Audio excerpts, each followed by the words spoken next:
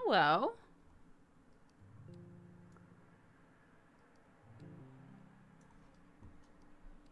How's it going? Music is a little low now. For me, at least. How is it for you guys?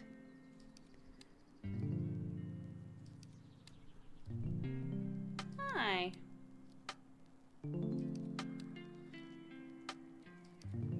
Yeah, we're gonna start trying to do study hall streams around this time. Hello. We're gonna try to pack up some of my office. I'm quiet. I don't know what to do about that. I'm all up on it, so. I thought study hall would replace morning streams. No. No.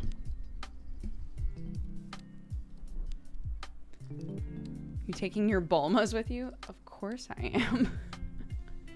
I have a small box and a big box. I figure small box for books, big box for like fabrics and things. And then it can be like, probably is not the smart way to do this, but I can put all my fabrics on the bottom and then on top can be like controllers and stuff.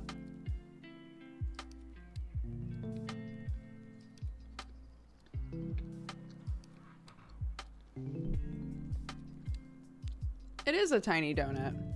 Sam bought them at the grocery store today.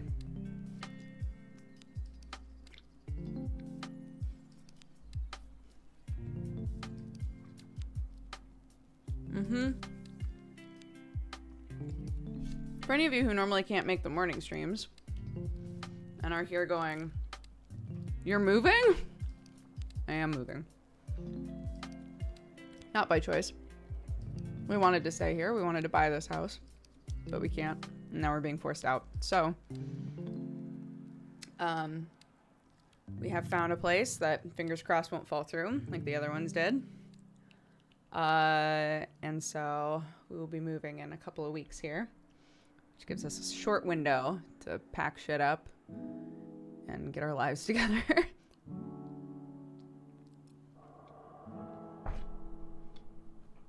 But just have that stuff back there to throw into boxes. So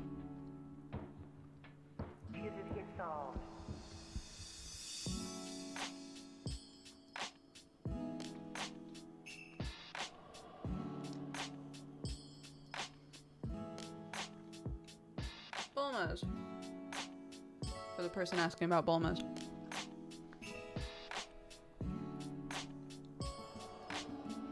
I was in your boat at the start of the pandemic. I feel you. I hope all is well. Thank you. It's a very frustrating situation to be in, where everybody's like, no, I don't want to move out of my home. There's a pandemic. And we're like, we know, but we really need a place to live. So if one of you could just sack up and start renting out your home for us, that would be really great.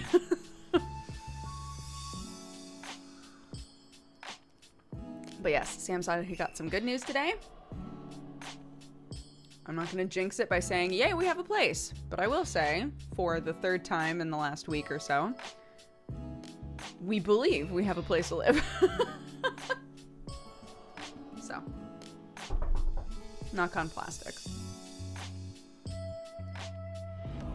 Welcome, you fine cat. Super Winslow, welcome to the Cat Gang. Thank you very much. And Drew, thank you for the 3 months. Hi, guys. Welcome. I guess I'll start grabbing my graphic novels and things. I'm gonna do it like this.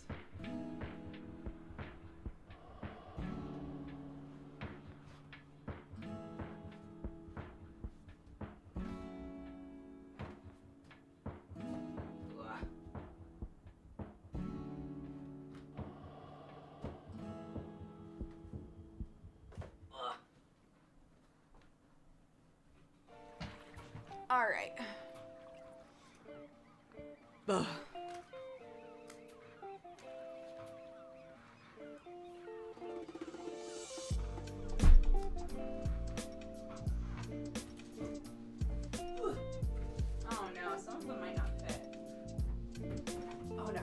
will. I was like, will Black Sad not fit in there? What's all this? Why is there sticky stuff on my poor boy? Black Sad.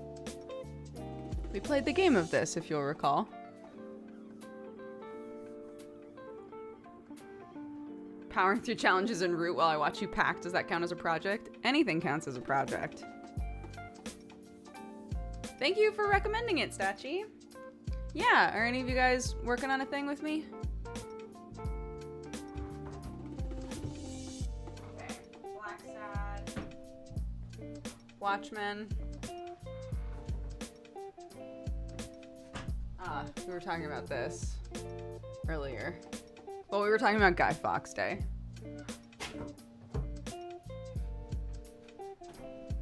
Oh, God. All my sagas.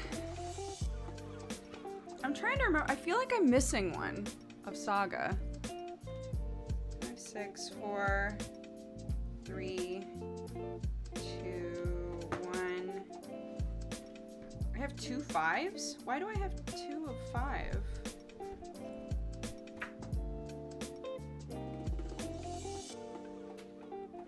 Saga is great. Highly recommend. Why do I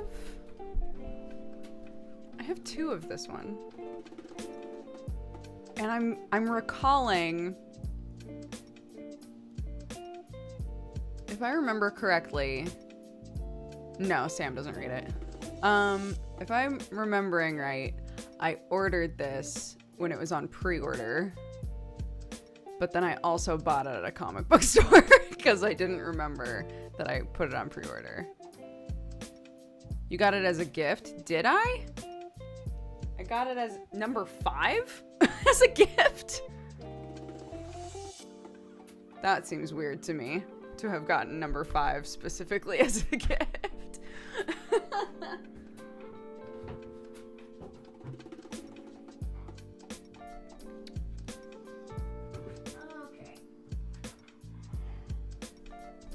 And Vinland Saga. 2 sagas together.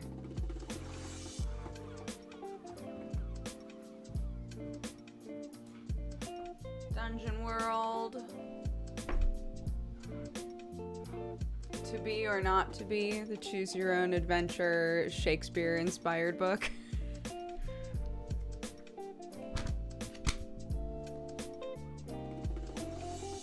has some old Noelle Stevenson art on it.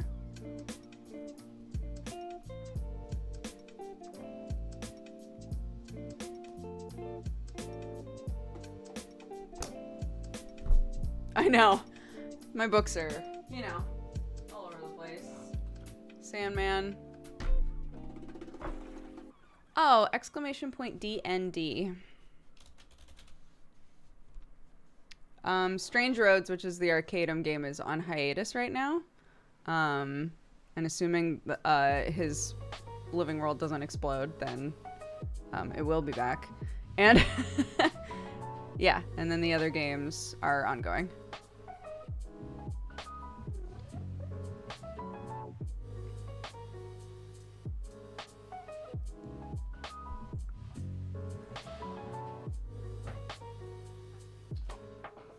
Scary Zine Squad. Adorable. Can't get rid of that. And Ogloff, which is not safe for work. I miss Strange Roads. Me too.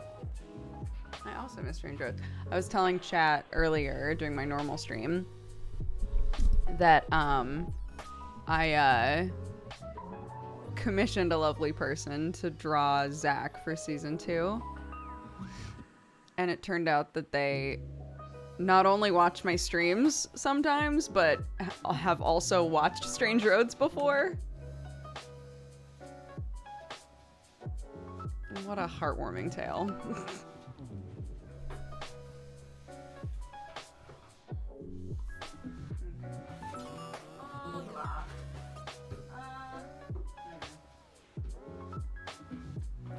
Well, that might need to go on top, maybe. It's shaped a little weird. Gaming. These guys.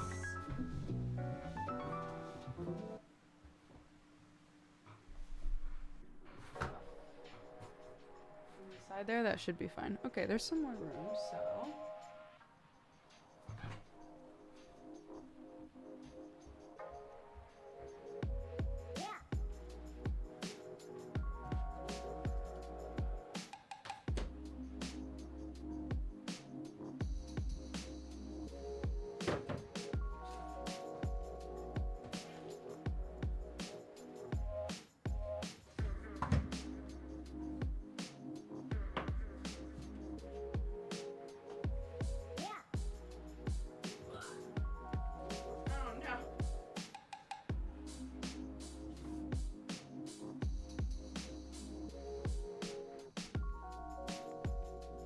Okay.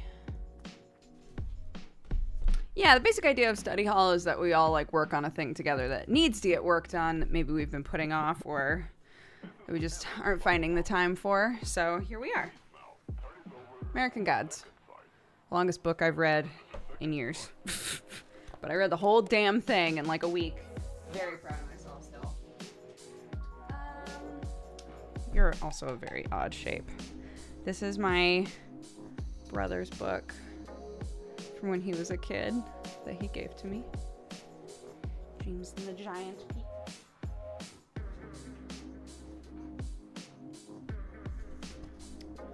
Nips's Inktober book. Yeah. Very cool. Norwegian folktales. I have told some of these to Clark. This is one of the books that I would just like pick a random page and read a thing, and then Clark and I would look at each other and Clark would have not understood any of it, and I would be like, what the fuck did that mean? What was that story about? But White Bear King. Remember when we were talking about White Bear King and I was like, oh my god, I think I've seen the movie of that? Is there a movie of that? My brother's first album. Adorable.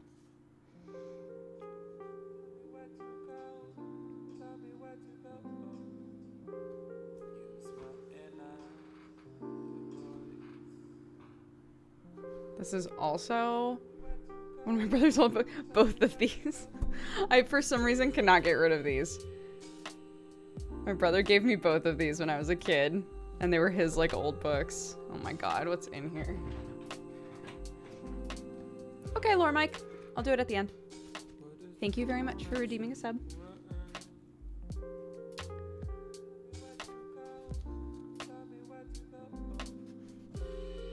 You're so nervous you keep coffee awake.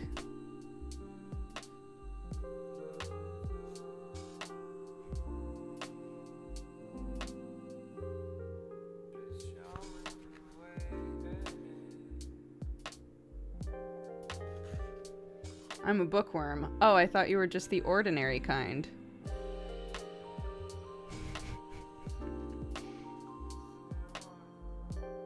What, in your opinion, do you consider the height of stupidity? I don't know. How tall are you?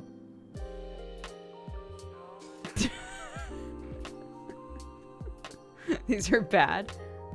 Terrible jokes is literally the title of the book.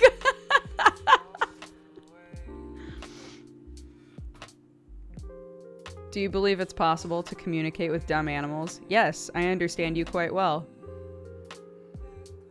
These are so stupid.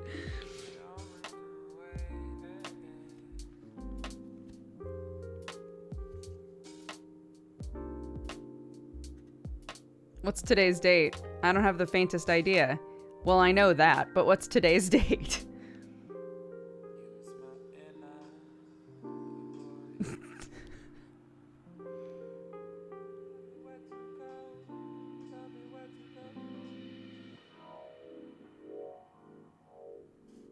I don't get that one.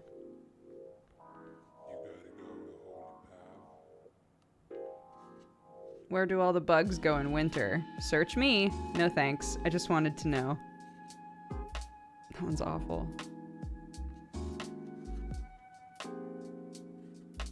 You're lucky. What makes you say I'm lucky? Have you looked in a mirror lately? No. Well, then you're lucky.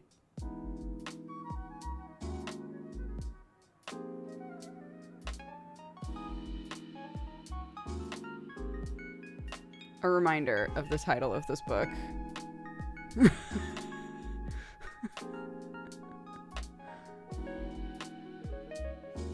Aw, Skoog, of course!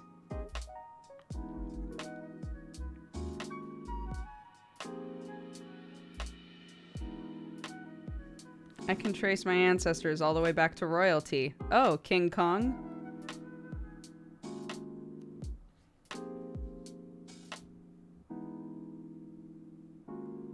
There are hundreds of ways to make money, but only one honest way. What's that? Ah, I knew you wouldn't know.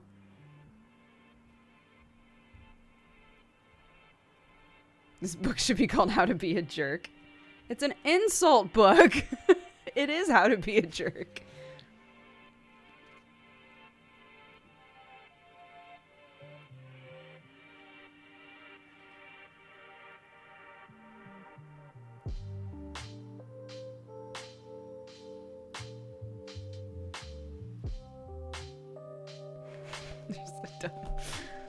I don't remember what was in here.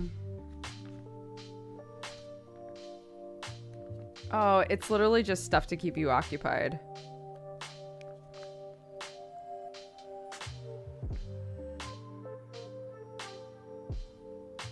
We interrupt this brook to... This brook? It's my name.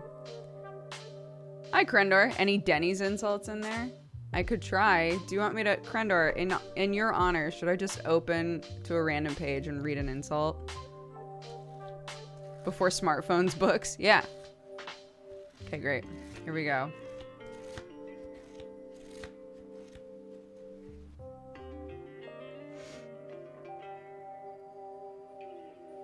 When I was a child... When I was a child, I used to bite my fingernails all day, and the doctor said if I didn't stop, I'd grow up to be an idiot. I see you couldn't stop then. That's for you, Krendor.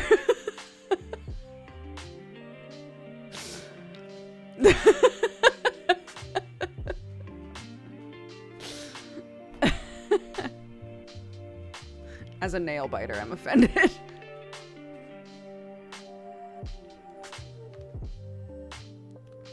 Oh, where was that list? Okay.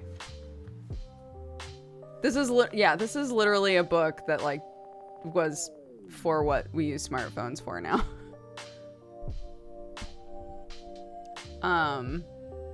It's literally just a bunch of random shit for you to read while you're sick.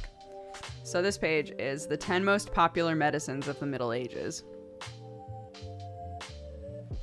Tree bark, dry tree bark, very dry tree bark, damp tree bark, mostly wet tree bark, damp tree bark that has maybe been dried out, slightly mildewed tree bark, fast-acting tree bark with chlorophyll, powdered dirt with tree bark, children's strength tree bark.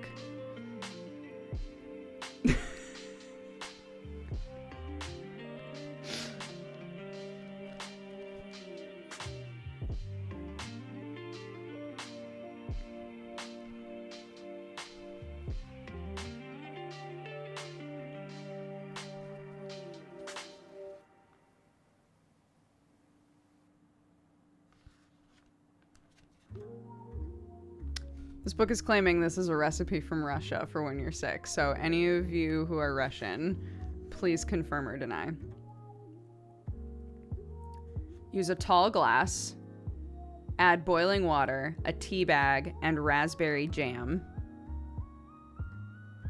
Make the tea in the glass, add a spoonful of jam. Sip the tea slowly and add more jam if you wish.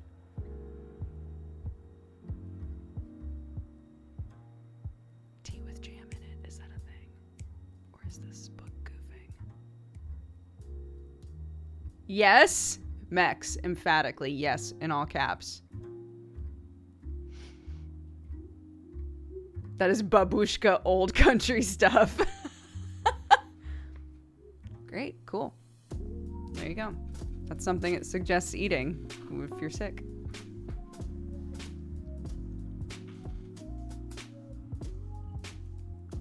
So those are my brother's old books. I think you can kind of figure out why he gave them to me.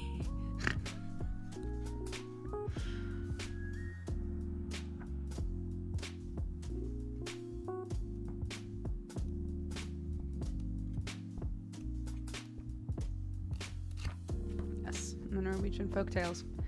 Another very weird book. Okay. A Grain of Rice, one of my favorite books when I was a kid. It's very cute. Ugh. Even the pictures are very nostalgic for me.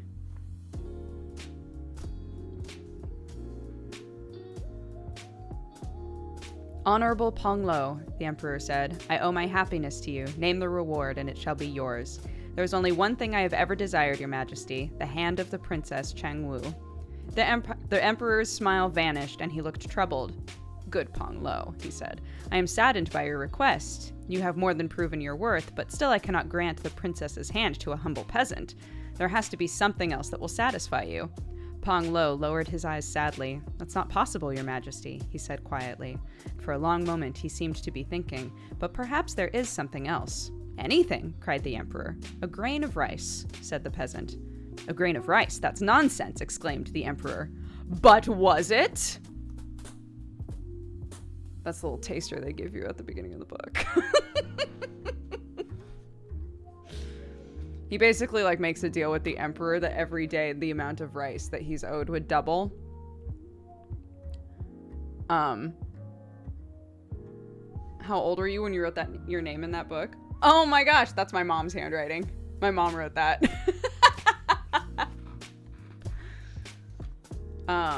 It's a great book. I love it. And the art is very cute in it. I love this book.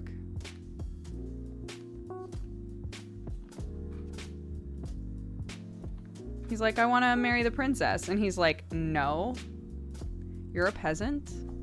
I'll give you anything else you want. He's like, okay, I want 1 grain of rice, but it's either every day or every week. Every day or every week, I want the number of rice that I'm owed to double. And he was like, okay. And then it gets out of hand, as you can probably imagine.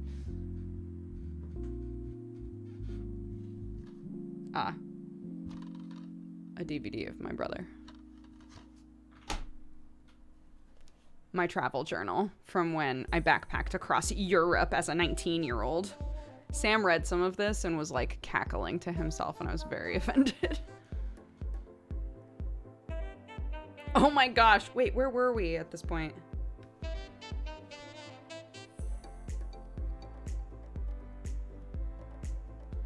Was this when I had my shit stolen? Yeah. So we were in Spain at this point. I had all my shit stolen, and we had to chase down the lady and rip my passport and things out of her pants. It was really good. But there's a page that I wrote, we are living on, at all times, orange juice, water, cocktail peanuts, fruit, and Lara bars. The meals we are making are tuna with cucumbers, black olives. It's the best refreshing meal ever. I have also learned that American produce sucks. That's all that I wrote on this page.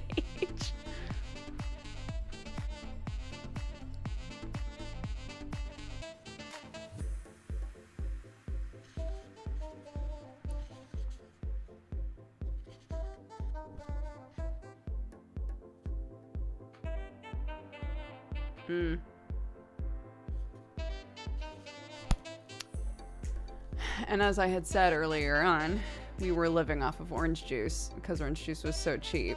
We were drinking a lot of it, but I have high acidity, and at a certain point my stomach could not handle the orange juice anymore, and I got very sick,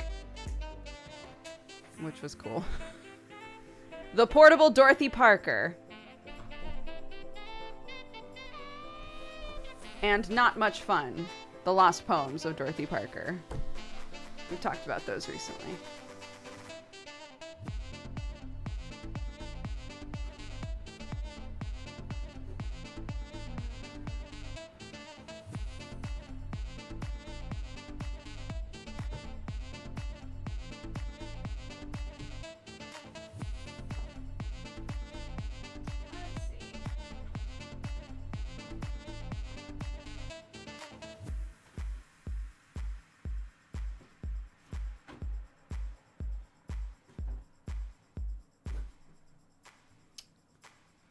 I can put that with my other movies and things. Wow, this box got full very quickly.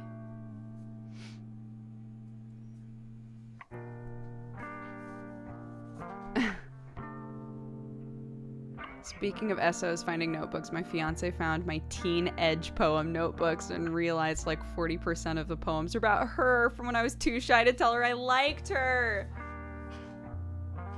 That's so cute though. Aww. What a good reveal. Like, oh my gosh, is this all of your old poetry, you big nerd? And then you're like reading through and you're like, are these about me? I still haven't read this book. One of you guys sent this book to me and I still haven't read it.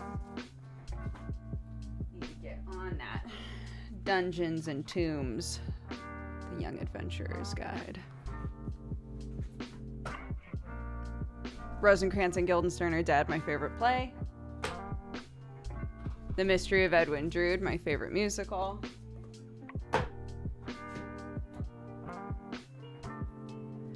And Dorothy Parker.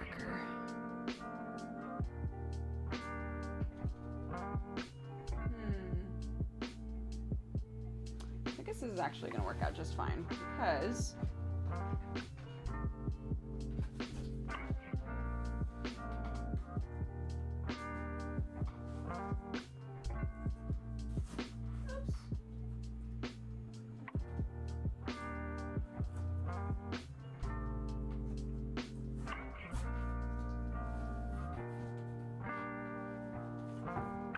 making sure my address isn't on it anywhere, like, obvious. You can barely see the box anyway, but you know.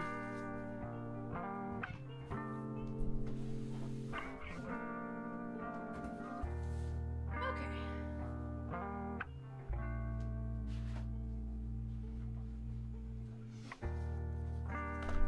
Got all those. Please stay.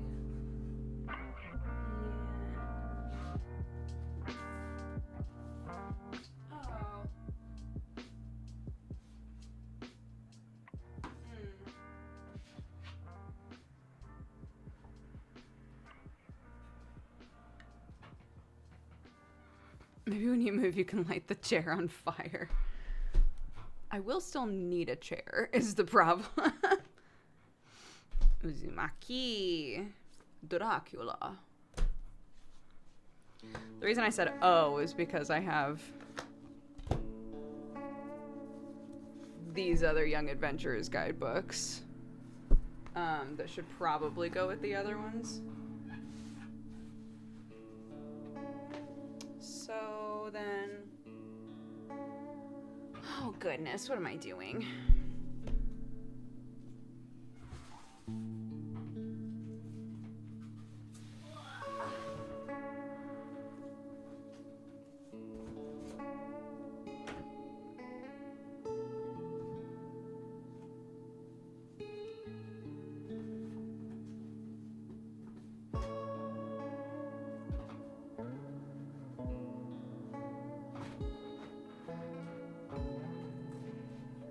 Okay.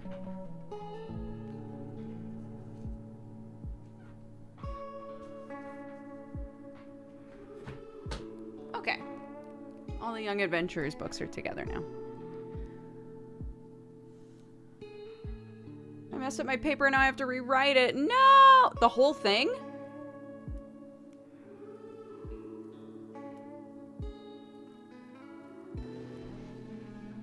I won't lose Dracula, don't worry. We're only 2 chapters in, right?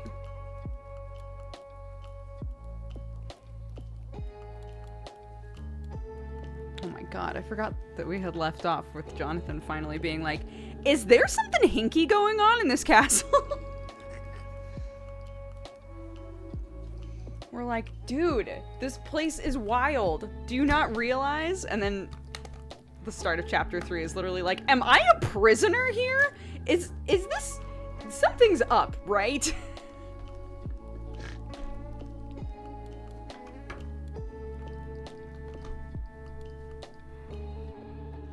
No, we are not moving into the neighbor's house. But I think we found a place to move. I'm just not gonna say it and jinx it, but I think we found a place. Why do we have that? An incredible show that was not given its due. An incredible show that was not given its due. If you get the opportunity to watch Middleman, please do it. Okay. Well, I guess I'll put not much fun on there. That'll round that guy off. Ooh, she's a little heavy. She's so tiny, though. Well, that's because I'm tiny, I guess. Uzumaki, my favorite horror manga. Dude, I was saying on stream that I'm part of the New 52 podcast that Alex Faciani is doing. And he's got me on the dark desk, which is basically all the kind of weird horror themed stuff. It's wild. I'm going to reread. So it's Animal Man, Frankenstein, and Swamp Thing. And Animal Man is straight up surrealist body horror shit. I was not expecting that. And when I said that on stream, a bunch of people were like, it's the dark desk. I know, I get that, but it's crazy. Yeah.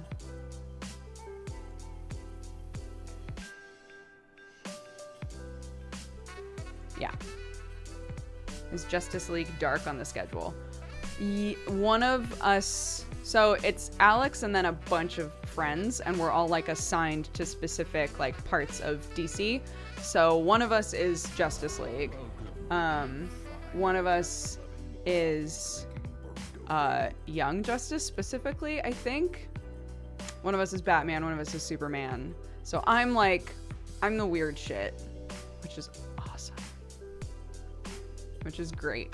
I'm so glad. I literally just messaged Alex for like an hour last night, like, what the fuck is going on in this? And he was like, it's just gonna get wilder.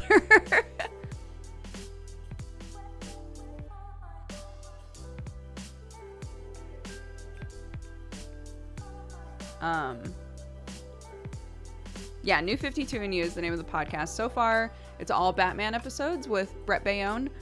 Brett is extremely knowledgeable about comics. He's like absolutely a boon to the group. So he's very fun to listen to. He makes things very like digestible. So I'm hoping, I would like to reread what we're talking about for Animal Man and actually like take notes this time. And also look up what Animal Man used to be, like what it was before the reboot, because it was not I'm positive it was not this. No, not Brett Ultimus. Shaper of Stories, if you've seen him in chat before. Firefly, fantastic, but you all know that.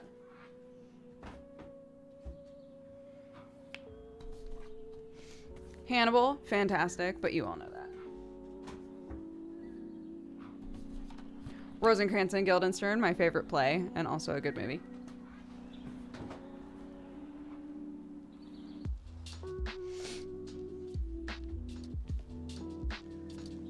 The stage production of Into the Woods. I feel like we were talking about this on stream the other day. Oh, right, because I was saying that anytime I say, I love you more than anything, I feel like something is wrong until I can get out, more than anything, more than life, more than the moon. Like, I have to. And then it was mentioned that there's like the movie, but there's also the movie. There's also like the stage play movie. You can find it online to watch, I believe, as well. The king is giving a festival. This is the play that I was in that I helped write. That is an experiment of sound and movement. We've talked before about watching this on stream. I would not feel right showing this on stream unless I contacted everybody who is in it and was like, just FYI, I'm about to show this to a bunch of people. That's the hard part.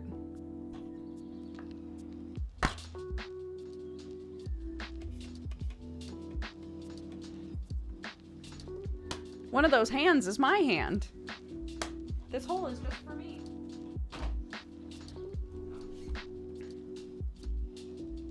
This is Aaron's and I still haven't given it back.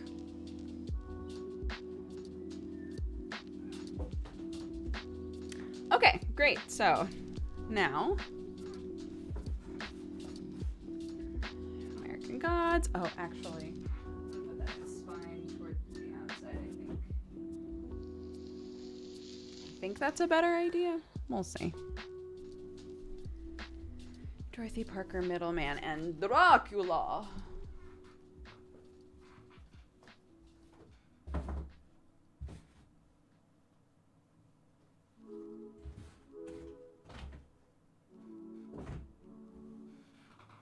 Okay.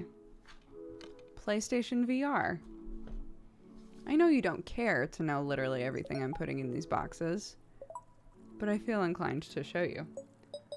Pokken Tournament. This was the one that made me go, why do we have that? Just Dance 2017. Persona. Gitaru Man. One of my top 5 games of all time. Super Smash Bros. Ultimate. Pokemon Let's Go Eevee. Most of these are Sam's. 1-2 Switch. Does this really belong to anyone? Does any 1-2 Switch belong to any one person? Mario Kart. Mario Kart. Why did we bring 2 with us? The world may never know. Splatoon. I refuse to say the second 2 because 2 is literally built into the name. So there you go. Those are the games we brought. Well, it's some of the games we brought. I think that there are a few more games that are in some of the boxes that Sam never opened.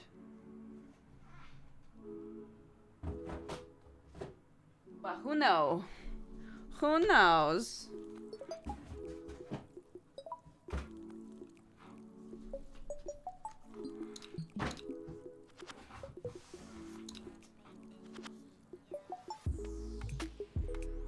Okay. Just buy another Mario Kart. Just in case. Like, what if?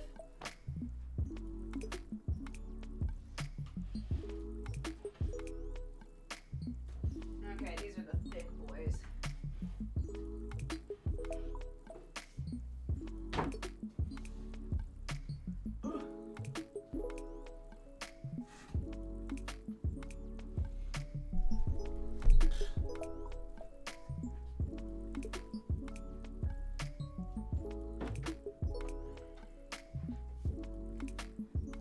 Beautiful Darkest Dungeon action that one of you guys got me.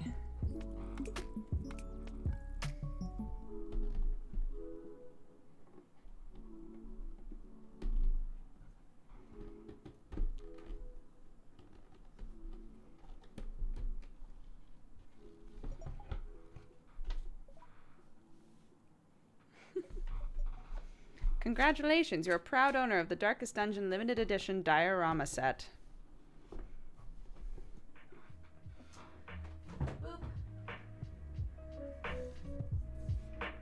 Metal Gear Solid art book. This was sent to us by Third Editions.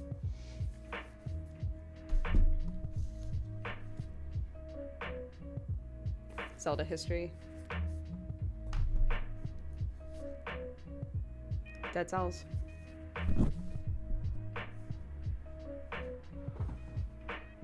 These books are huge. Final Fantasy VII.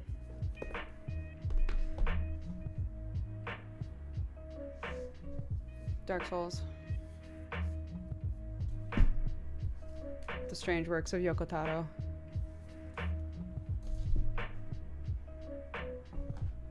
Delightful.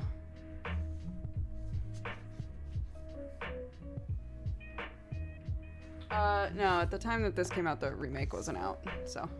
I hate moving. Me too. I know it is going to be heavy. I'm trying to decide if I want to put these at the bottom of a different box and fill the rest of this up with fabric. It's going to take forever if she packs this way the whole time of just my office. That's literally all that's in my office. So it's not going to take that long. I'm very chill with doing this. And yes, this is Sherlock Holmes, for whoever was asking.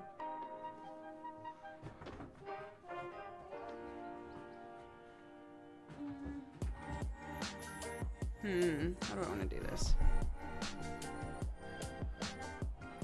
Are the desk and wardrobe yours? Those are built-ins.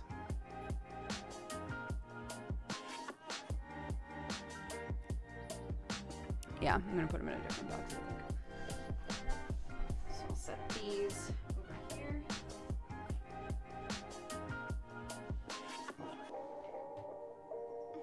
Oh, Umbrella Academy. Almost forgot these. Those can go in there. Those are small. Or rather, they're thin.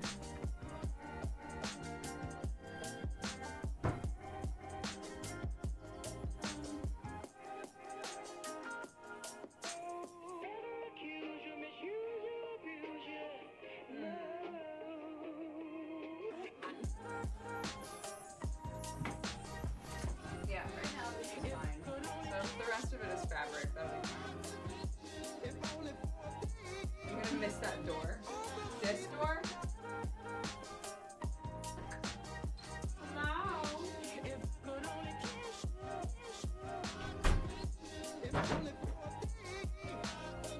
I'm actually so glad I opened that because I forgot that this is supposed to have 2 doors on it that I ripped off so that I could pretend they were shelves.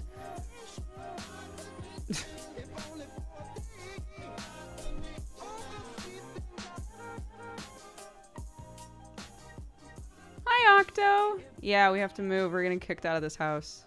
Did I not tell you that? Oh my god.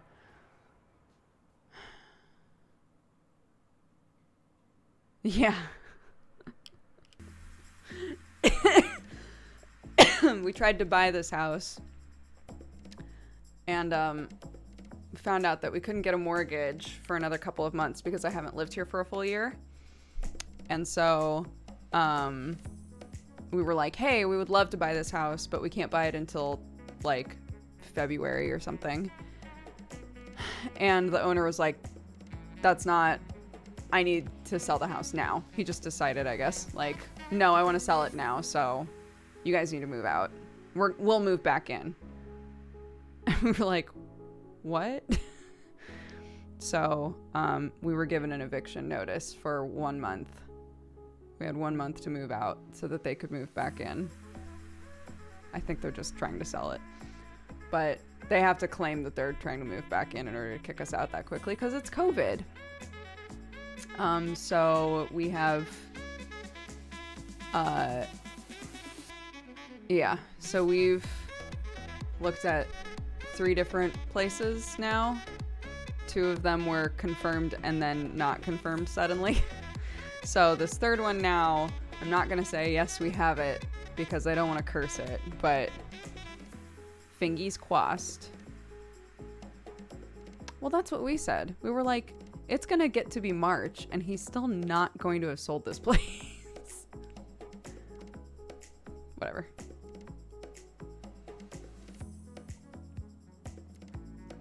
Is it smaller like you wanted? I haven't even seen it. We're down to the wire now. The company called us and was like, hey, I know that other place that we like vetted you for didn't work out. We're really sorry about that. It's obviously not your guys' fault, but we've already like background checked and vetted you and you've already paid a deposit with us. You won't have to do any of that. A house just went on the market. We'll send you pictures, and if you want it, if you say that you want it, we won't even put it up. Like, nobody else will see it but you guys. We've already told the owner about you guys. He's like super down. And so we looked at the pictures and we were like, yeah, fuck it. So, fingers crossed. They were like, yeah, I mean, if you want it, it's yours. And I'm going, we've heard that. We've already heard that once now. So, I'm not about to be like, yes, it's ours. But I really hope it is. So, I don't know if it's smaller. I hope it is, because I still would like a smaller place than what we have currently. Thanks. Me too. Have any of the house people you've talked with recognized you guys from your streams? No. No. I hope it's what you want and Sam doesn't feel squished. The kitchen at least looks pretty open, which gives me hope that the house in general is pretty open. But like we were describing this frickin' alien ass house that we went to look at earlier yesterday. I think that for Sam at least was like, anything's better than that shit.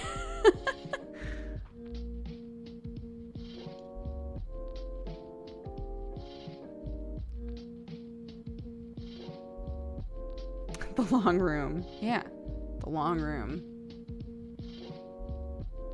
So, it's all fine. It's all fine.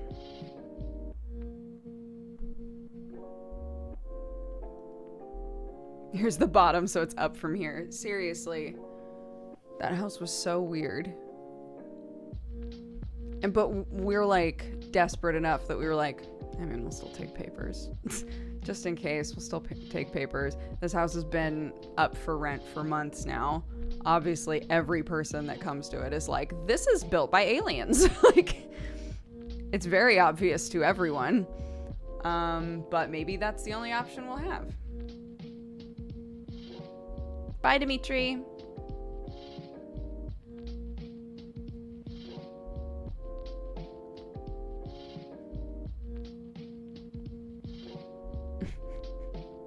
But yeah, the house that we saw pictures of, it looks nice. It's less rooms, but it should still be plenty of space for us to be able to work. We just won't be able to have a guest room, which is fine. Like, I was talking with my mom and I was like, I don't know where you'll sleep when you visit, but we're just kind of working with what we got. And my mom was like, that's not the priority. Like, I'll sleep anywhere. It doesn't matter. Yeah, that's what I said too. I was like, I don't think anybody's going to be able to visit us for a while still. So, I know, guys. I know. It's my mommy. I want her to be comfortable. So, I would like for her to have, like, her own space. But yeah. Okay. Let's start grabbing fabric.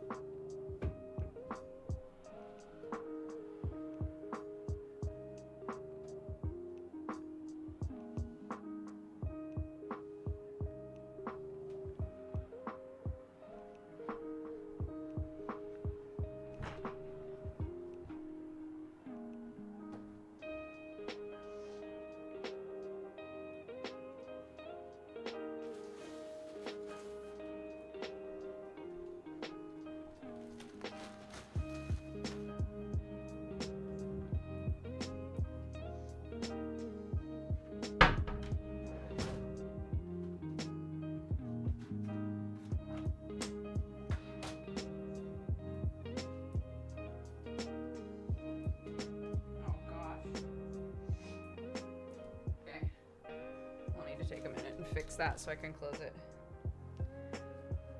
Okay.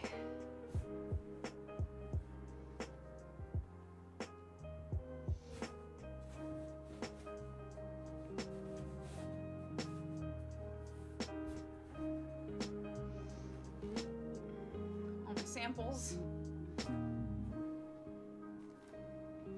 Oh, man.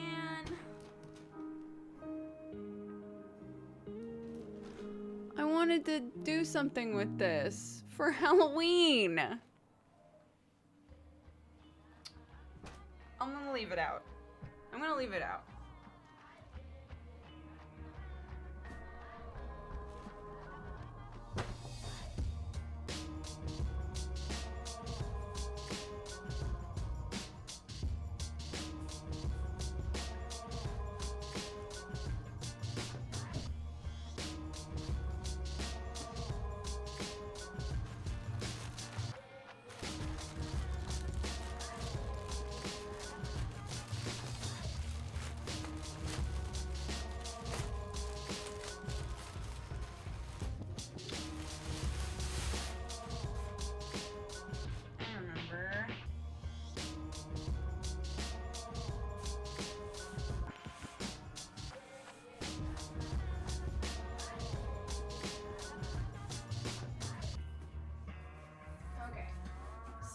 That's that full.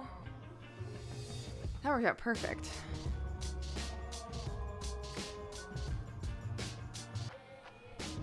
This stuff apparently glows in the dark. Should we test it? Does it actually glow in the dark?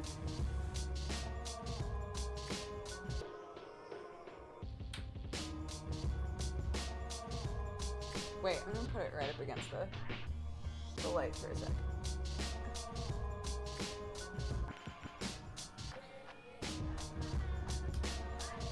Oh shit. Oh fuck. I played myself. Shit. I'm playing myself. How do I make it darker in here? Fuck.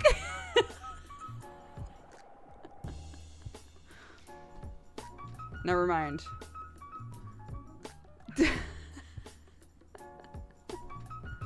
Just turn off the screen, but then I can't see it. I mean, I guess I can see it in real life, but I can't see if you guys can see it. Fine.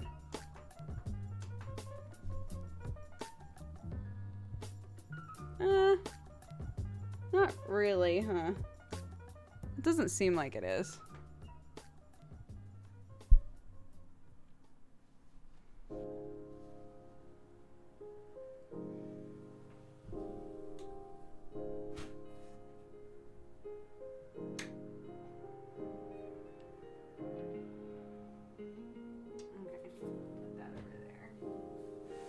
Okay.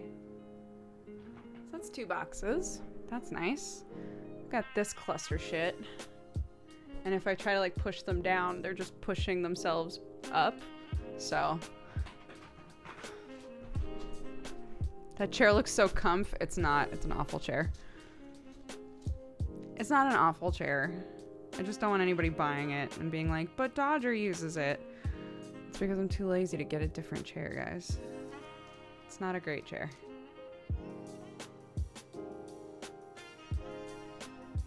Okay. Well, while I'm organizing push pins, what should we talk about? How are you, Joe? How is Hades treating you? What heat are you on? I didn't notice, actually.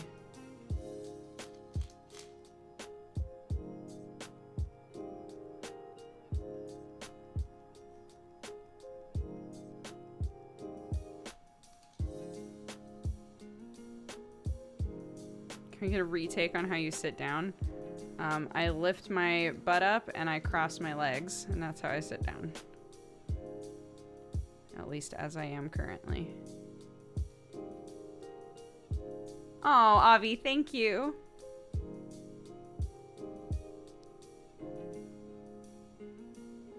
I was in just chat. I was talking about how like all the boys were talking.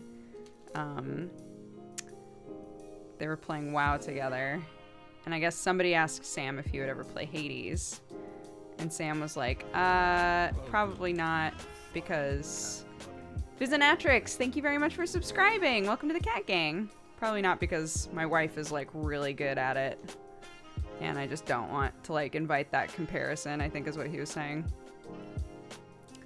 And Gmart swooped in there with like a, Hades isn't even like hard though. All you do is like dash and click, and that's like all that's part of, it's like the whole game.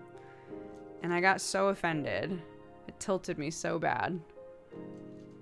And looking back, I'm realizing the reason that I got so offended about it is because Sam was like in the middle of giving me a compliment. Sam was like, my wife's really good at that game, so blah blah blah, joke about myself, right? And then Gmart swooped in there with like, that game isn't even that hard. Basically saying, your wife isn't that impressive, Sam. And I got very offended. I got very tilted. I can look at it objectively now.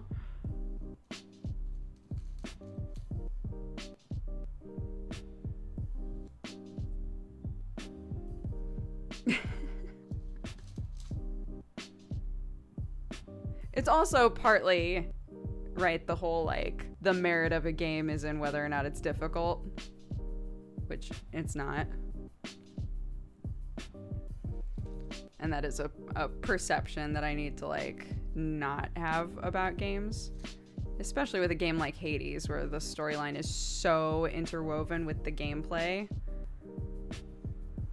Like, it's not about whether or not the game is difficult, it's about the experience of playing the game, and like getting the story right is much more important. So I just let myself get mad.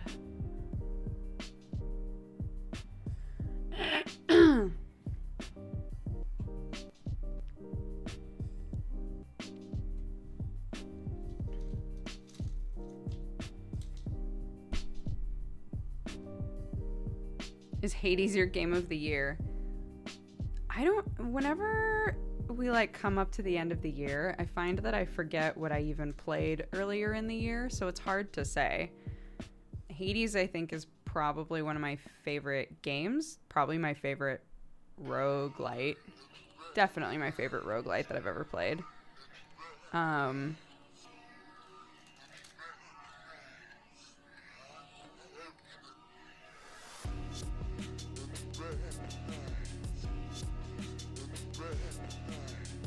But we're also coming up on November, which is when the industry just barfs out a ton of games, so.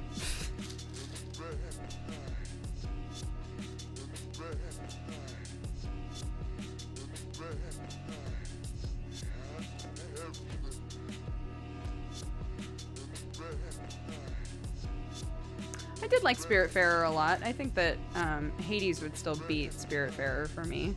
But Spiritfarer was a great game.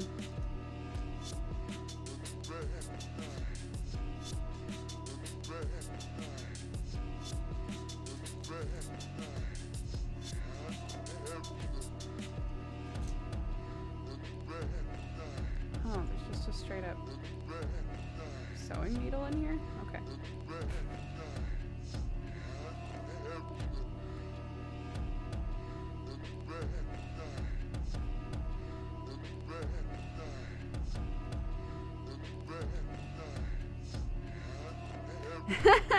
No Straight Roads, game of the year purely for the DK West song. I would love to do something like what we used to do for co-optional. Co-opties. And just come up with like just random awards, quote end quote.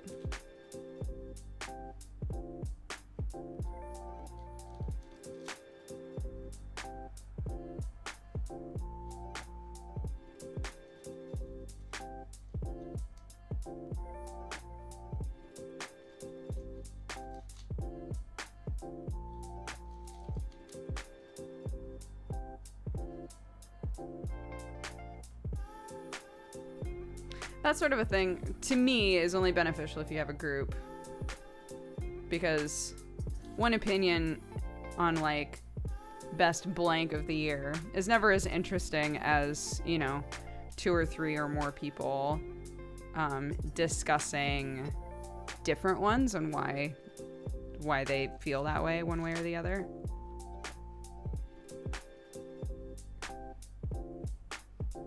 Like, I don't think it would be as fun for me to be like, here's my opinion on what games were good this year.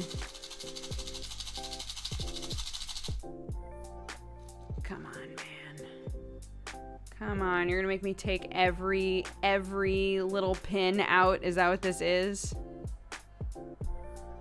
You can't even see it, but it's a shit show.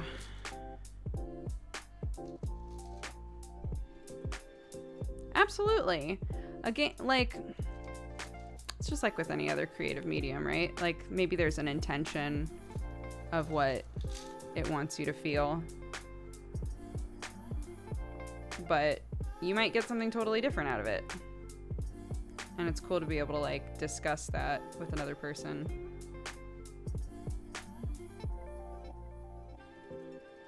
I am taking pins out of a pin box and turning them into little flat piles because I couldn't even close this thing. And it's annoying.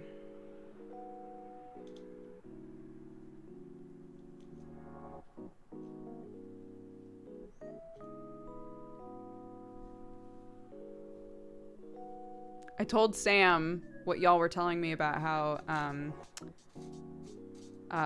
you guys were saying about night owls, that like either it's proven or it's believed that night owls have just like a different, like a longer than 24-hour rhythm, and that's why their sleep cycle tends to drift forward.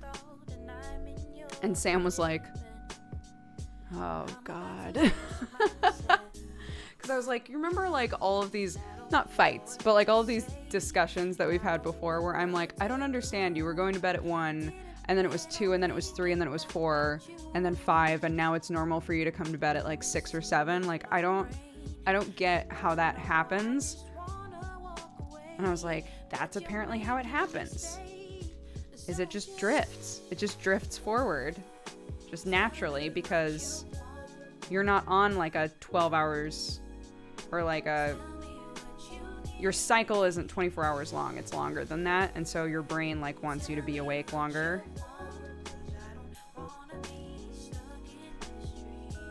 Supposedly.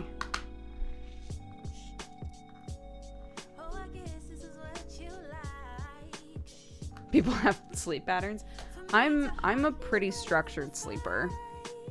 I wake up 7 or 8 o'clock in the morning. I go to bed. Sometimes I'll go to bed around 11. Sometimes I don't fall asleep until like 2. It really depends. I've been going to sleep a little later because I've been consistently having like reasons to stay up later than I normally would.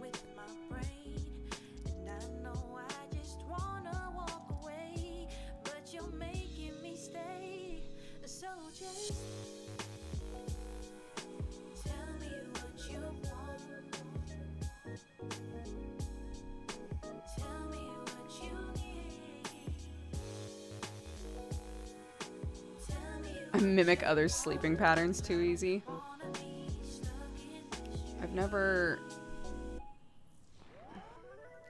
I'll have maybe like 3 days in a row. If I have a night where I just don't sleep, maybe I'll have a couple of days after that where I stay up way later than I mean to. But I normally feel pretty ill. Like there's some part of my brain or my body at a certain point at night, typically around like 1 or 2 a.m., something like cues for me that's like, you should not be awake anymore. You have to go to sleep. So when you have that feeling, but it's coupled with like, I can't sleep, my brain's still awake, right? That sucks. But it gives me a really strong incentive to be like, I'm not staying up that late again because I felt so sick.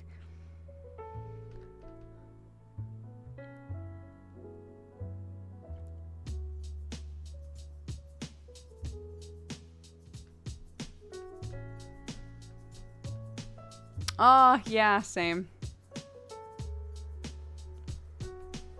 Shazin said, I had a perfect sleeping pattern in high school/college. Bed at 10, woke up at 6 a.m. every day. I freaking loved it, and I wish I had that back. Yeah, I used to wake up at 6 a.m. every day. But I grew up on a farm. Like, everything was up and running. My mom was awake by 4:30. My dad was awake by 5. My dad, to this day, wakes up at 5, even though he doesn't really do much with his day. So 6 a.m., I was probably the last person awake. Which is crazy. Did you legit have a rooster's crow to wake you up? We had roosters for a few years. But they never crowed like when the sun came up. That wasn't a thing. They crowed at random points throughout the day, and we had two roosters at one point, and they like, I'm trying to think of how to even put this. They would like crow at each other like a fight. It was annoying.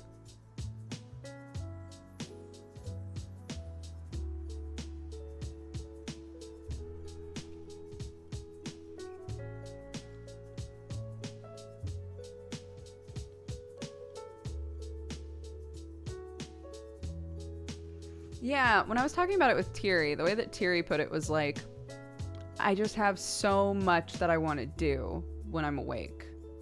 Like she was saying, I'm never bored. There's always more things that I want to get done before I go to sleep. And if I didn't need to sleep, I wouldn't. Like I would not miss it. Which is definitely not the case for me. I love like the feeling of like being tired. I love going to bed. I love sleeping. So yeah. But I know that Sam is the same as Thierry. If Sam didn't need to sleep, it would like change his life, right? He's just like, he just doesn't want to sleep. But he also gets very addicted to like games and things. So for him, it's like an extreme and I'm sure for a lot of you guys, it's like an extreme version of like just a few more minutes, a few more minutes, a few more minutes. It's much easier for me to go, okay, I'm only gonna play this for a couple more minutes, and then look at the clock and go, all right, it's midnight, I should hop in bed. You know, like it's pretty easy for me to tear myself away.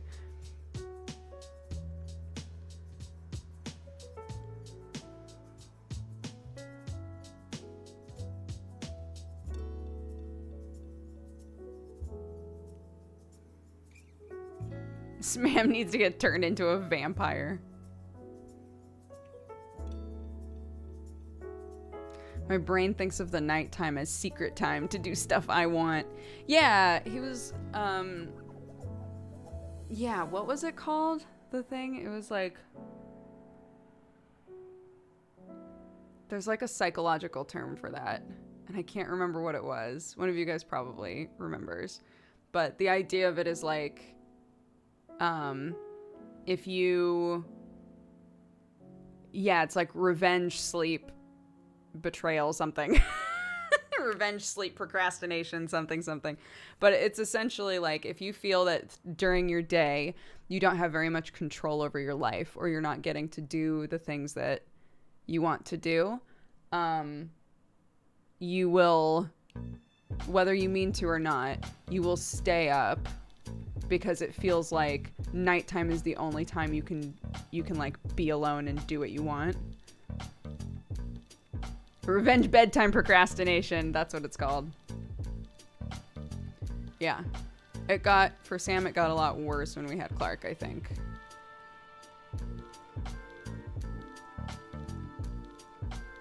Because, like, our days are, like, I wake up, I'm with Clark, and then Clark goes down for a nap, I work, Sam wakes up, he's with Clark, and then he streams, and then he sleeps, and then he wakes up and he's with Clark, and then he streams, and then he sleeps. I get a decent amount of time to myself in the week. I have a few nights, well, I take an entire day off for one thing, but I also have a couple of nights where I'm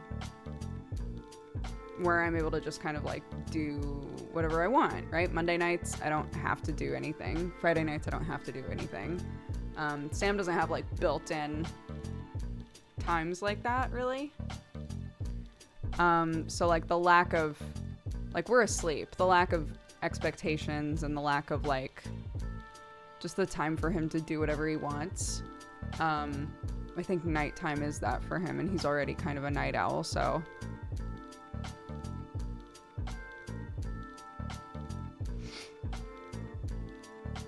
I'm glad you have a day off. I wish Sam could have one too. He could. He could. I think for him, he feels like it works better for him to just take days off when he feels like he needs days off instead of have a planned day off. But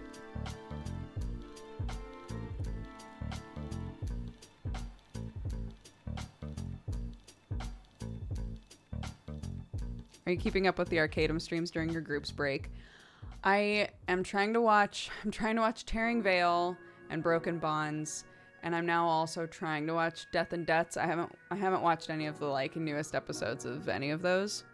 But those are the three that I'm trying to keep up with. I don't watch any of the tier stuff because there's just too much.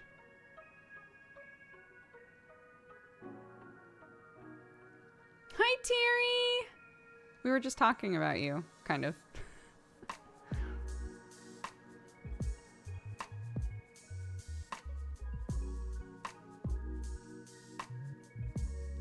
Yeah, we were talking about our conversation that we had like a couple super cousin times ago when you were saying like that if you didn't need to sleep, you would not miss sleeping at all. Will the next campaign have new characters?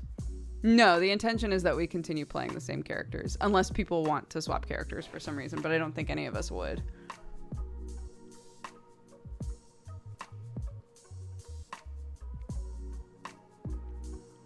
Clark is definitely picking up an accent, yeah.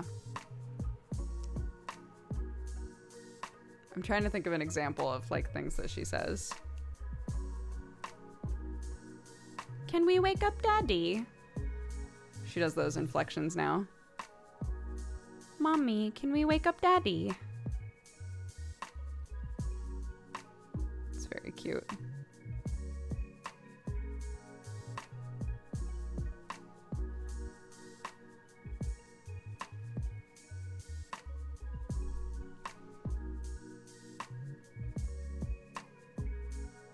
She swaps how she says water. There's a couple of words that she swaps back and forth on.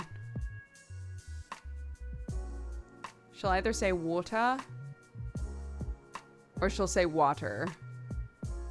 She swaps. It depends on the sentence.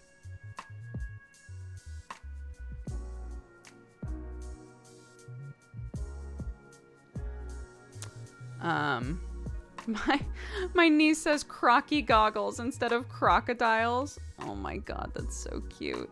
There are a couple of words. Oh, she says upside down and upside right. She won't say right side up, which I find so cute. So she'll hold something. She'll go, Mommy, it's upside down. I'll go, it is upside down. And she'll flip it over and go, now it's upside right. It doesn't matter how many times I say, you mean right side up? She goes, it's upside right. She says banana instead of banana. Right? It's very logical. She says banana. She says,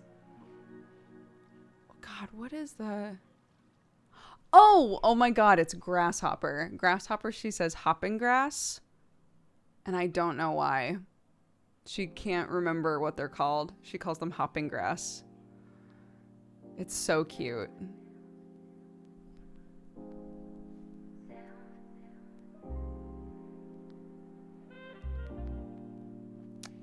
Are we gonna get a fifth person for next D&D? I mean, as far as I know, assuming nothing goes wrong, Nox will still be our fifth.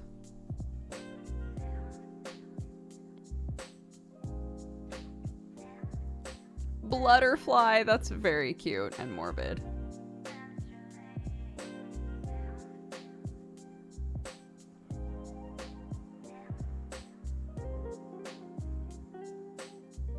I'm trying to think of what else she says though. I told my mom that she calls me mom sometimes. Because I called my parents mommy and daddy. I have called them mommy and daddy my whole life. I still call my parents mommy and daddy. And I told her that Clark will either call me mommy or mom, and will call Sam daddy or dad. And she's like, already?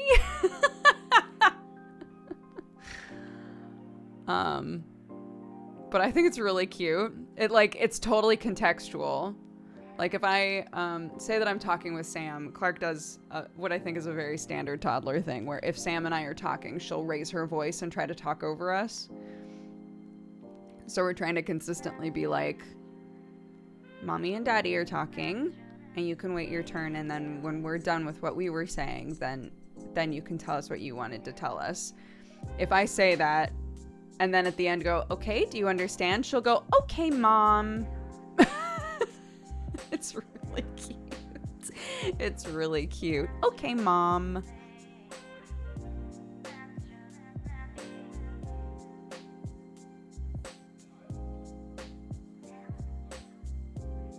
It's funny. I thought again, because I've called my parents mommy and daddy forever, I thought that I would be really sad if she called me mom, but I actually find it very cute because she calls me both. So I don't get sad hearing her call me mom. It just feels like she's like trying stuff out, you know, just like with everything else.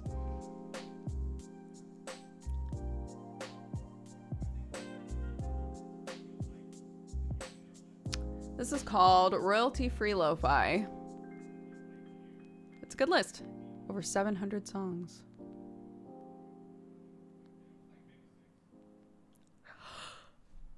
Wait till she calls you Brooke. She calls Sam Sam sometimes, and he's like, you've got to stop calling me Sam around her. Say that, like, we're waiting on Sam to come downstairs so that we can all go to the grocery store or something. If I call up the stairs like, Sam, are you coming? She'll go, Sam, are you coming?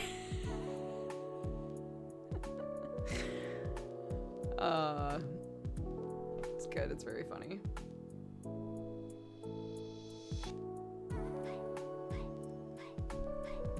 Okay, what are we doing? Well, both of my boxes are full. I know we didn't finish it, but we packed 2 boxes, didn't we? I'm just long-winded. It's weird to call your parents their names, right? Just me. I think a lot of people find that weird. I don't. What I think is weird, though, is when people will be like, I feel like I was, 7 or 8 by the time I realized that my parents had names. That seems wild to me, because surely you realize that other people also have mommies and daddies.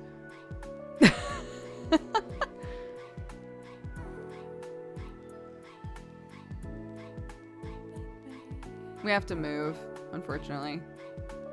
But fingers crossed, I think we found a place.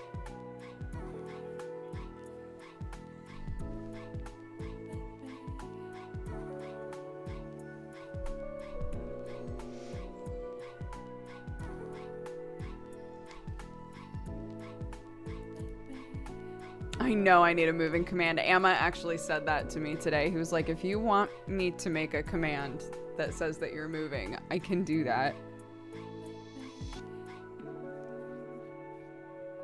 Yes, we are able to set up internet at the new place, like right off the bat, apparently. So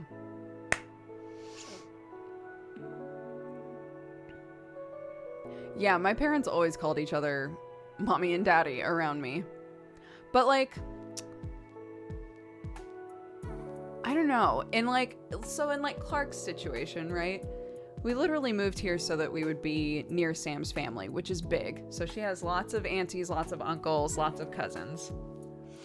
So it's already like apparent to her, oh, River calls Auntie Beth Mama, right? She's recognized that. River calls Uncle George Daddy, but I have a daddy. And with River, you call him Uncle Sam.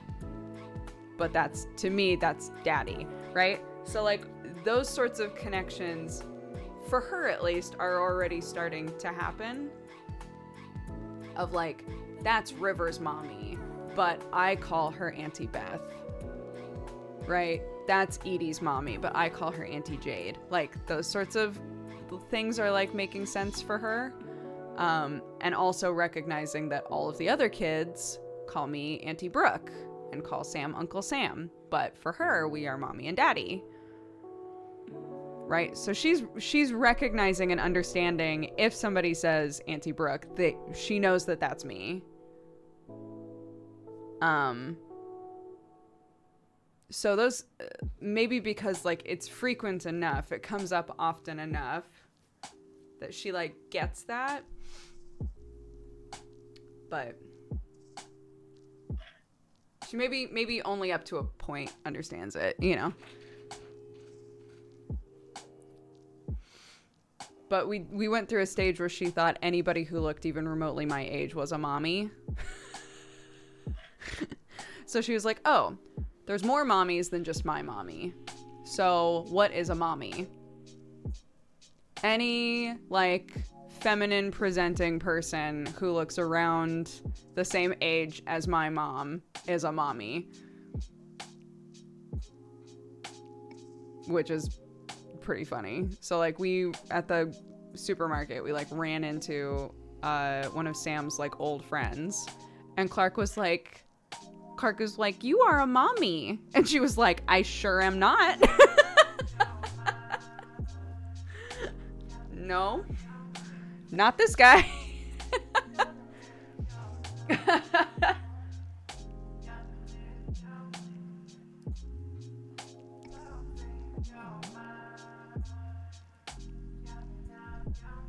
When are you moving? So this place that they've said that we're good for, we should be getting a moving day tomorrow. So if we do, I feel like I can start planning shit, right? I feel like I can figure out how we're moving our shit and start like really packing and like doing the dang thing. But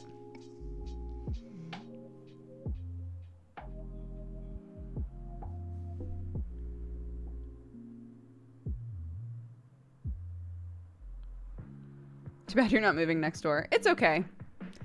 It's okay. Oh, Clark doesn't understand that we're moving. No.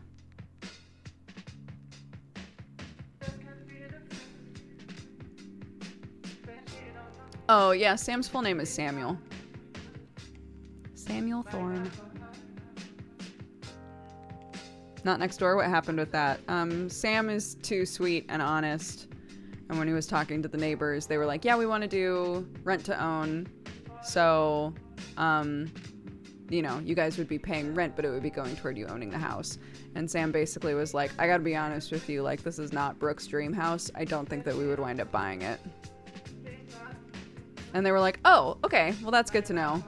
We'll probably find somebody who wants to own it then, because we're very interested in doing rent to own. So. So Sam was being a sweetie patootie and was basically like, this isn't my wife's dream house. She doesn't want to have a house that's this modern, so we probably wouldn't wind up buying it, which is very cute. But I was like, Sam, you could have lied. You could have been like, yes, fuck yeah, we'll buy this house, absolutely.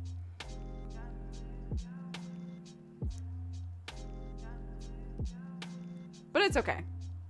The house that we're moving to is a bit more remote, which like means it'll be harder to, you know, get to like a grocery store and stuff, but also means people even further away from us, which with the likelihood of Sam shouting shit in the middle of the night, decreases the possibility of cops coming to our house and being like, we heard that apparently a man's screaming here.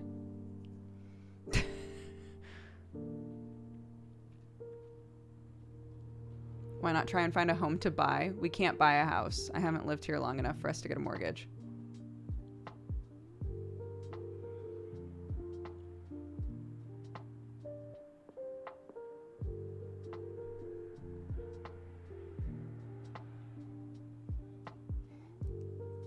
No, that's never happened, but it's a concern. It is always a concern with me that one of these days Sam is gonna fucking scream into the infinite while playing a game, and somebody's gonna be like, a man died over there. Someone died in that house.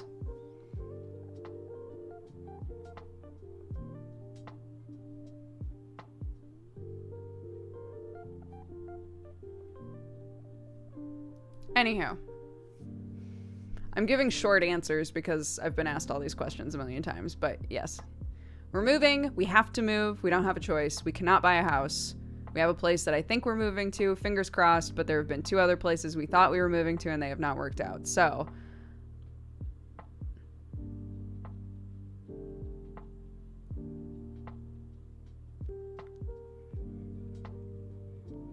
they're prescription glasses.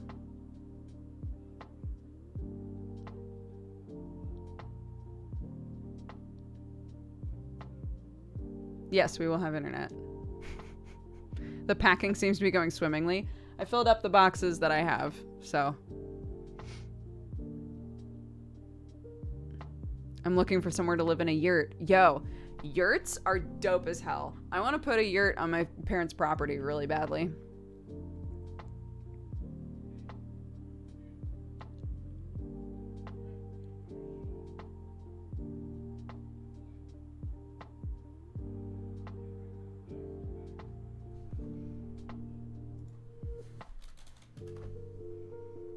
Look up yurts. They're great. People are doing crazy stuff with yurts. They're so cool. You can get like a permanently placed yurt and then bring a contractor in and have them literally build a house inside of the yurt for you. It's awesome.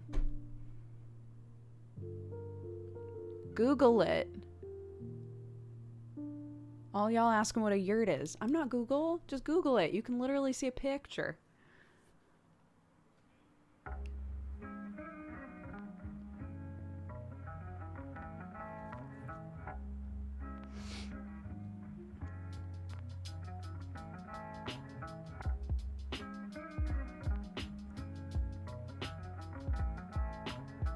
Y-U-R-T, yurt.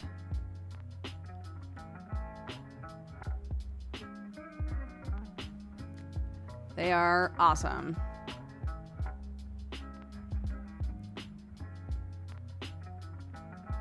How much are you aiming to get packed today? I wanted to pack these 2 boxes and I already did it. So, all the fabric is packed away.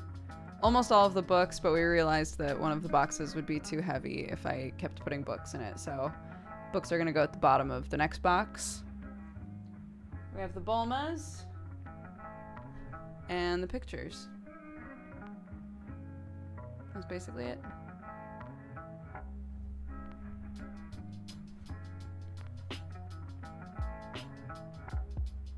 What is your dream house like?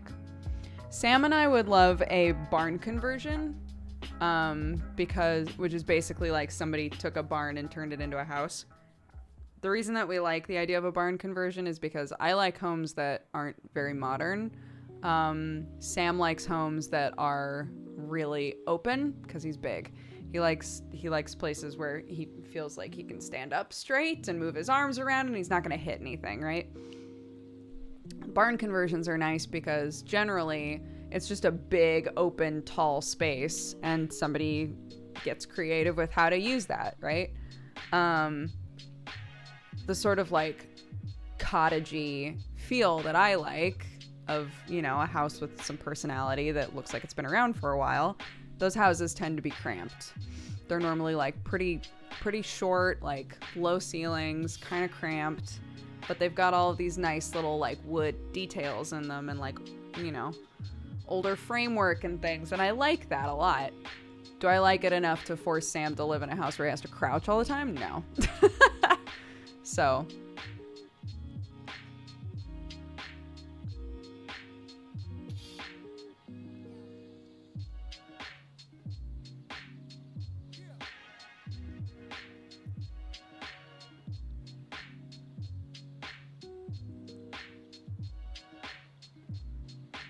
My dream house is like the house of Resident Evil 7 with secret doors and puzzles.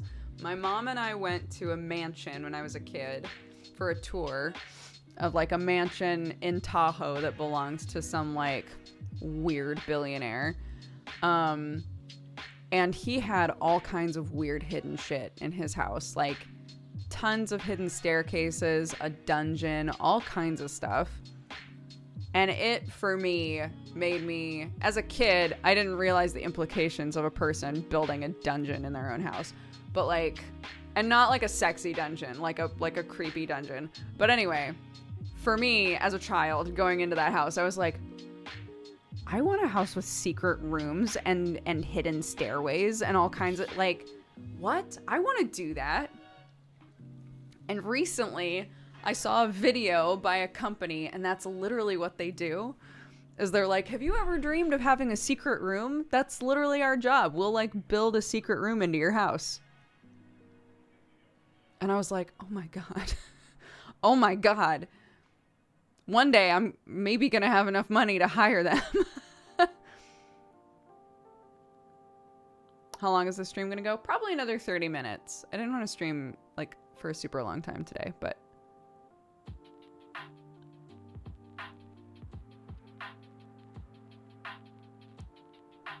It's nice until you find the previous owner still living in the secret rooms. I guess you have to just go in them frequently.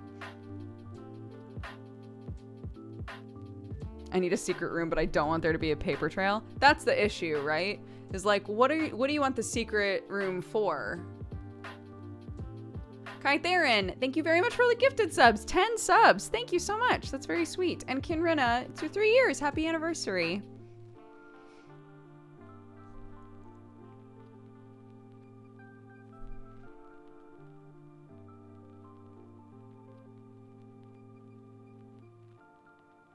It's like when you read about people who are like, yeah, this is my house. It looks totally normal. If you go into the basement, I've recreated an entire plane. I've bought original parts for my favorite plane and rebuilt it in my basement. Like, that shit is wild to me.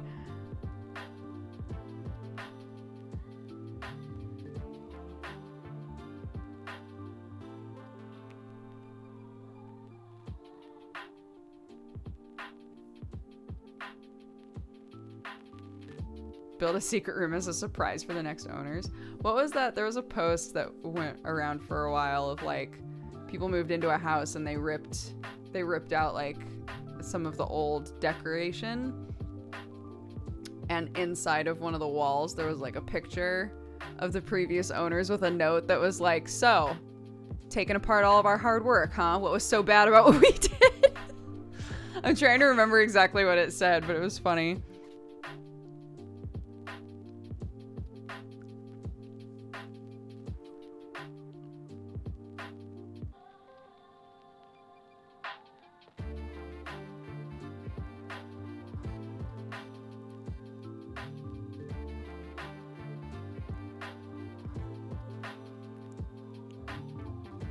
I've told Sam before, if we had like a flood of money, I would love to build a bug out bunker somewhere. I would just like to know that was there.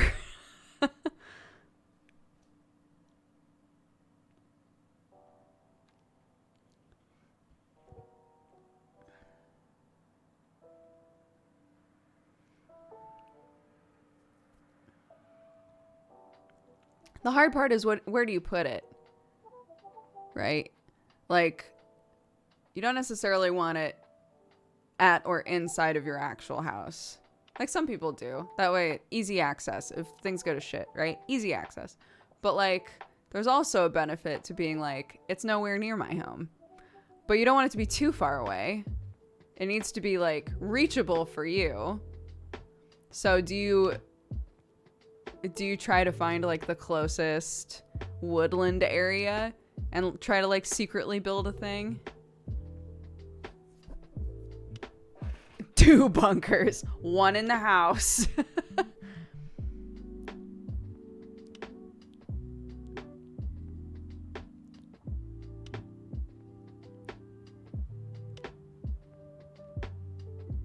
Hollow out a tree and put in a fire pole. That would be dope as hell.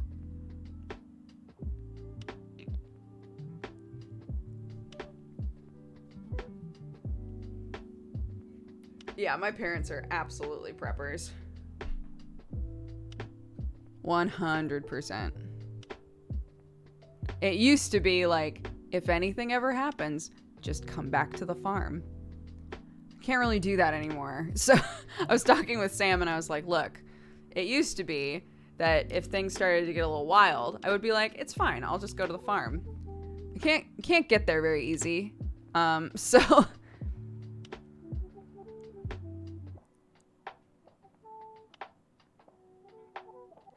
right? That's what I said. I was like, but once they get back, because when the pandemic hit, they were stuck in California and they couldn't go back to Oregon for a while. Once they got there, I was like, they're living good. They don't need anything now.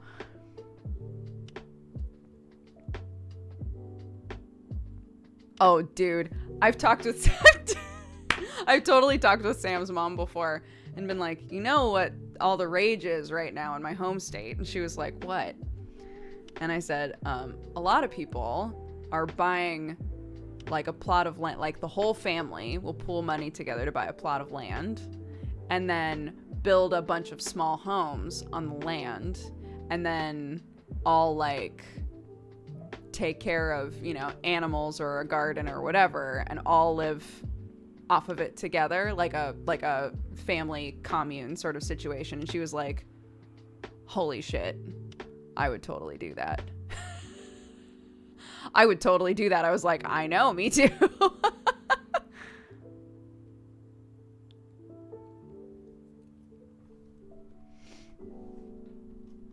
I would too, count us in, right? That would be great. My parents' farm would be perfect for that. That's what the ridiculous thing is, right? My parents have so much land. You could easily just put like a few tiny homes on there, right? Like if we wanted to. My sister, my brother, and I could all have like an itty bitty, I want a yurt established. But we could all have an itty bitty home on that property and still have plenty of space, and maybe nobody would still even know we were there, right? That's the dream.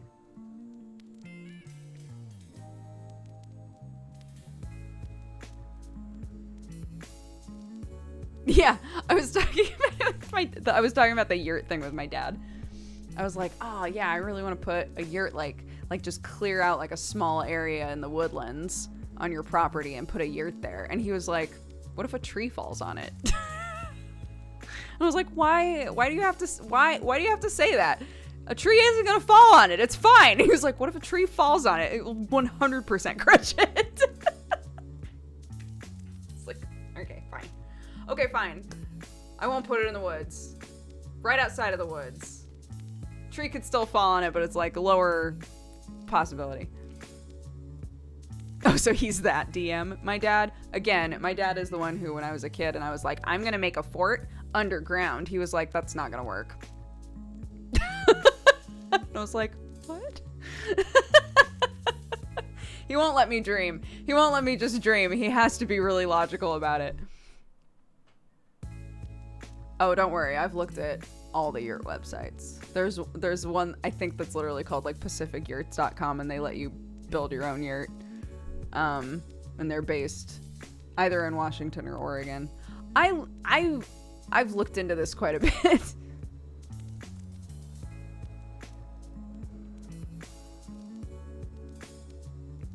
I did make a fort out of wood, and then I sliced open my nose on it, yeah.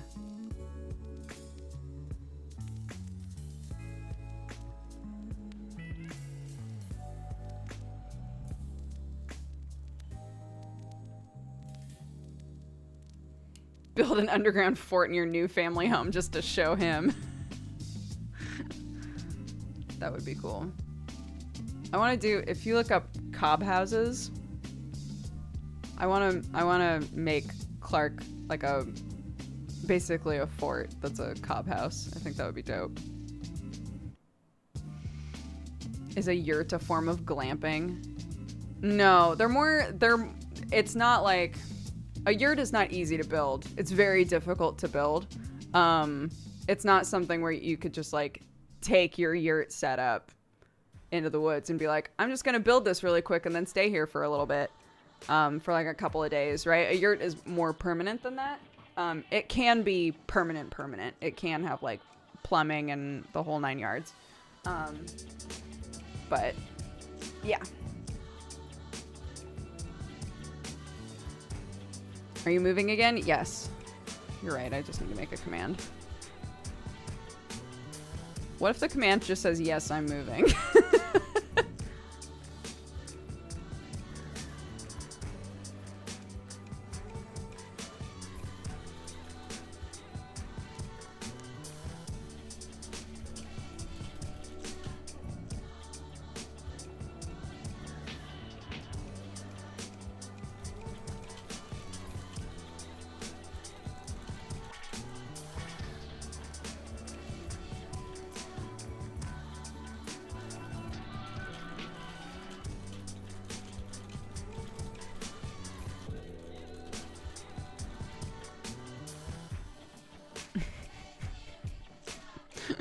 I'm trying to figure out how to add all of the answers to all of the questions that I keep being asked.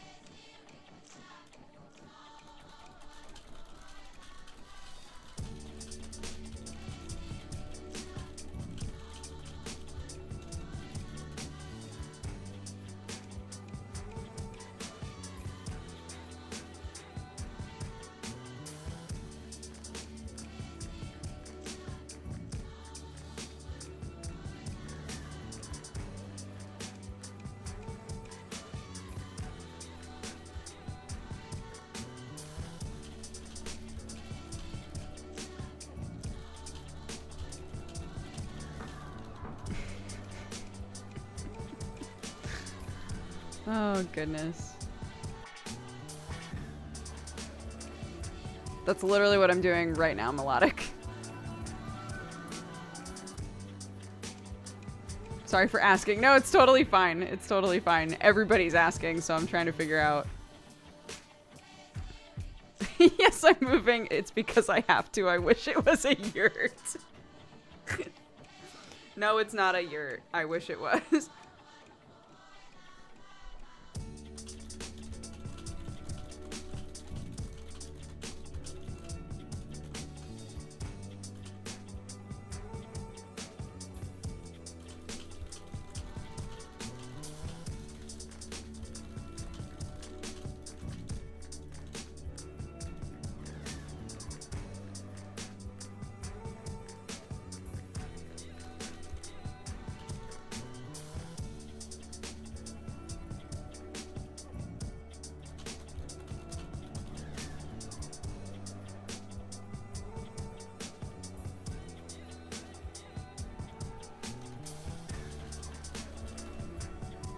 Great.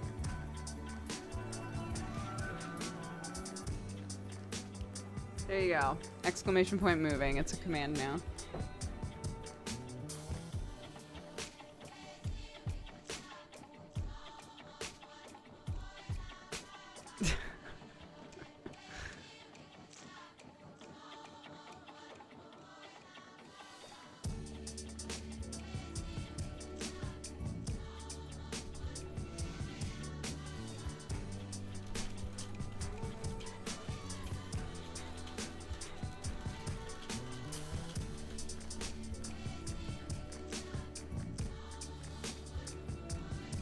Oh, my mom and I are moving to NorCal. I've been really unmotivated to pack. You made me feel a lot better about it and less alone. Any tips? Thanks. You and the cat gang are the best. Oh gosh, any tips for packing or for moving or just in general? I don't know how soon you're supposed to be moving, but doing a little bit of packing every day is gonna be a lot less stressful than leaving it all for the last minute. The hard part about packing, right, is choosing like what are the things that I can pack now that it's okay for me to not have for a couple of weeks. So for me, that's things like the stuff in my office, the stuff that's in the background of my office. I don't need that shit, right? I don't need to read Saga right now. I can put that stuff away. Books, movies. When we did this last move, I made a list that was like, what are things that I'm okay with not having access to? What are things that that I do want access to? That kind of a thing. And also think about it as like a process of also going through things. It'll be really nice if when you move, everything that you packed is stuff that you actually want. Because in the past, when I haven't done that, that's when there have been boxes that I've just left unpacked. Because I've been like, I know what's in those boxes and I don't give a shit about any of that stuff, right? Or I know what's in those boxes. It's a bunch of random shit that I dumped in because I was panicking. Like try to be really thoughtful about what it is that you're bringing. And if it's not something that you need, or say that you're packing up stationery, right? And you're like, why do I have so many pens? Do all of these even work? Do all of these pens even work? I don't even know. Just like take a second and only take the pens that work. Or, you know, for me, some stuff I just brought to work. I brought to the office and just left it at the office and was like, here you go. If anybody needs shit. Hey. It's time to get up. For me, it was batteries. I have dozens of packs of batteries. You know you're gonna have a busy I took day. 1 or 2 out and then never used anymore. Batteries are very nice to have when you need them. If you haven't used something in 2 years, chances are you aren't going to use it for another 2 years. So some of the like exceptions to that rule for me are things like hard drives. I'm like a little bit paranoid about hard drives. I've had too many people in my life be like, it's really hard to make it so that somebody couldn't get information off of a hard drive. So I keep every hard drive of every system that we've ever had. And part of me is like, maybe I'll figure out an easy way to get like pictures and things off of this. That would be nice. But really, most of it is my brain going, I just don't want somebody to find this and get into it instead of me, right?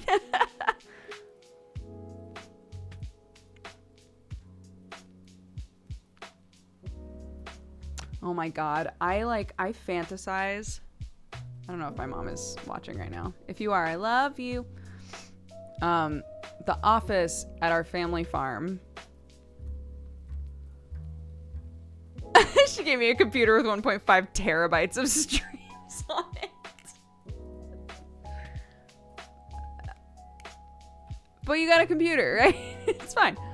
I kept them. No, just get rid of them. Bud, you don't... Just get rid of them, bud.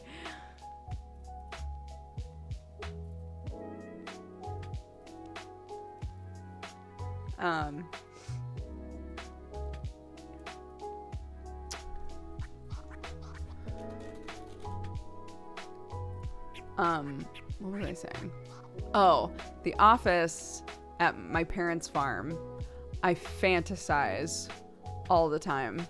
They have one of those just huge like corner like desk and shelf things. It's all like one big piece.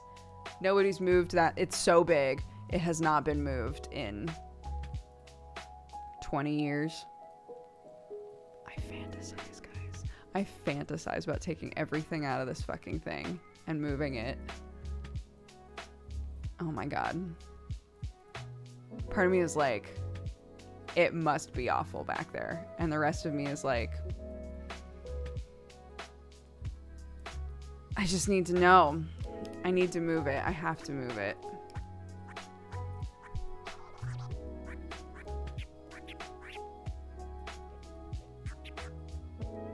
That's Gnome Town now. If it has visited someone's office, they printed out every email that they get. What? Oh, yikes.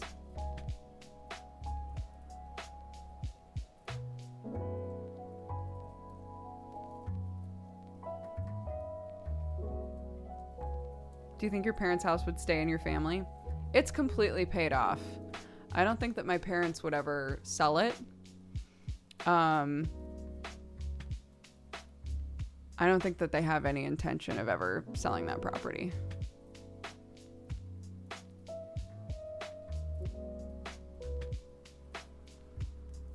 I mean, keep in mind, they've had it for 40 years.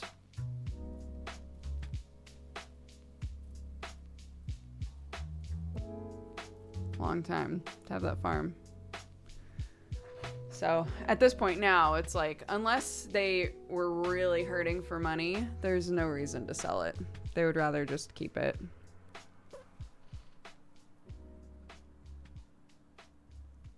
I finished my soup and it slaps. I'm so glad.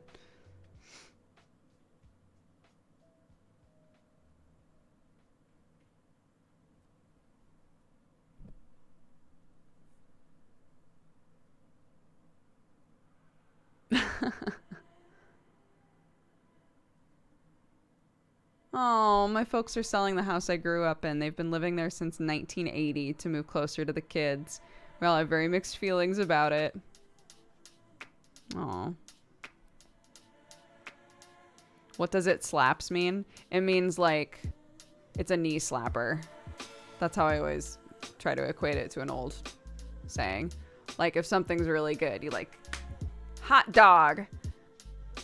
That slaps.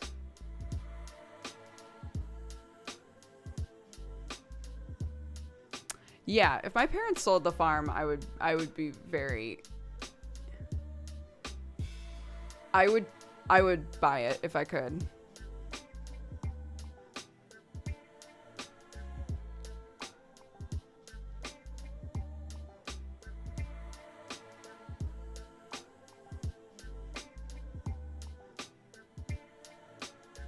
Because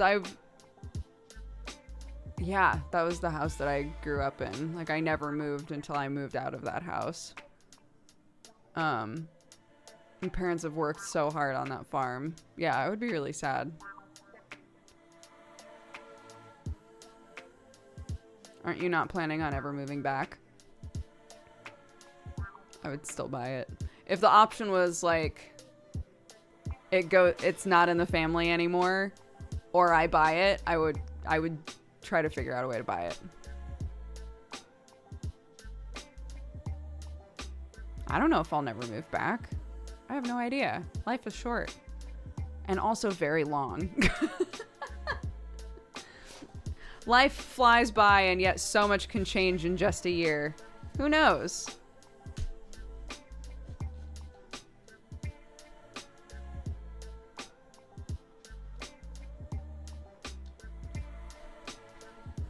Is living on a farm any good? I'm a city dude.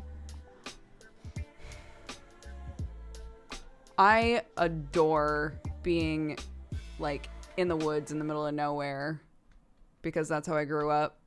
It's very comforting for me. It's not really Sam's bag, but he did not grow up that way. If you've lived in a city your whole life, there are certain things about being on a farm in the middle of nowhere that are weird. Sam gets a little weirded out when he's on our farm.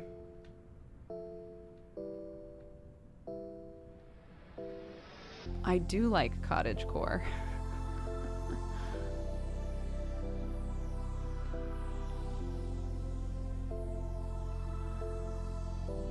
Yeah, it's silent. It's silent when you go to bed. Except for maybe coyotes. And then sometimes you wake up in the morning and the coyotes are in your front yard. Sam finds it very weird. The tap water has all kinds of minerals in it because it's well water. It's not that you can't drink it, but it tastes very different from city water. How do they manage the coyotes? We try to scare them away. It entirely has to do with, like, whoever's, like, leading the pack at the time. This has been Emulators by KB Neo. Oh, good. I hope you enjoyed it. Thanks for listening. Goodbye. Goodbye.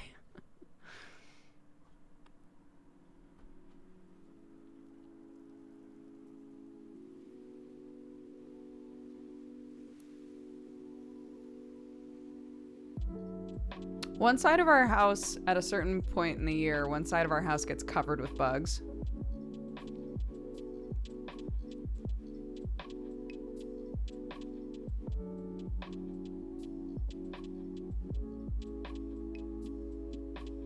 Yeah, and you also see the stars so clearly. My grandpa used to just go out and shoot the coyotes near their house. If coyotes are in our backyard, my dad would shoot up, basically just to scare them off. The idea is, like, we don't want to break the law and kill an animal that we're not supposed to kill, obviously. But we also don't want them thinking that it's safe to just, like, hang out near our house. So we try to just scare them away. And if it's a problem, then we call and we say, hey, there's a coyote that just keeps showing up on our property. Can you come and, like, deal with it? And they'll, like, grab it.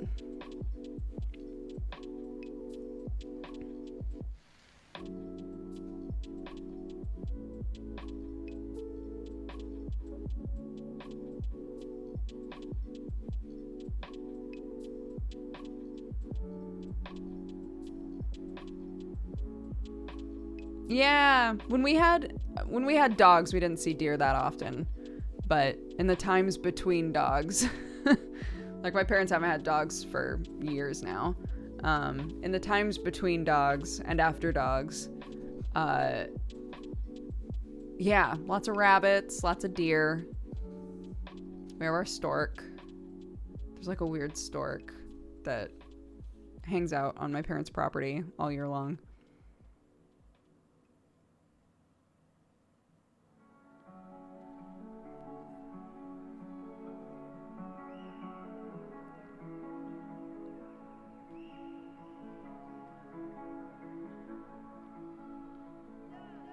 No, oh my god. No, this, our property is too big for there to be a fence around the whole thing. And it's also not a ranch anymore, so we don't have animals anymore at all. So there's really no point in putting up a fence.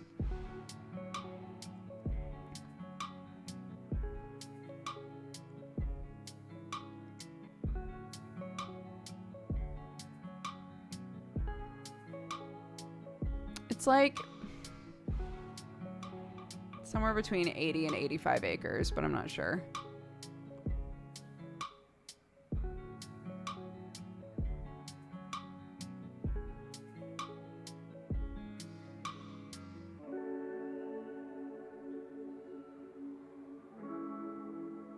No, there's no point in trying to put a fence around the house or anything. Like, it's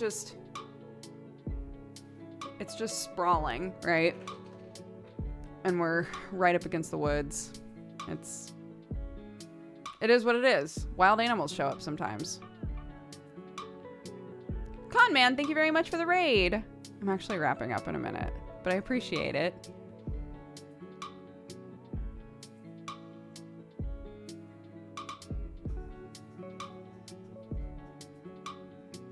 Yeah, again, they bought it 40 years ago when all that was on the property was a shack. So keep that in mind as well.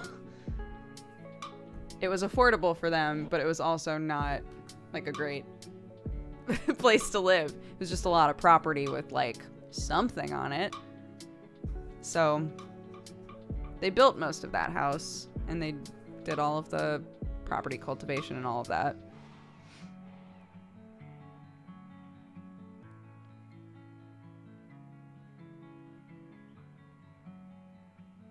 Thank you, Con Man. That's very sweet.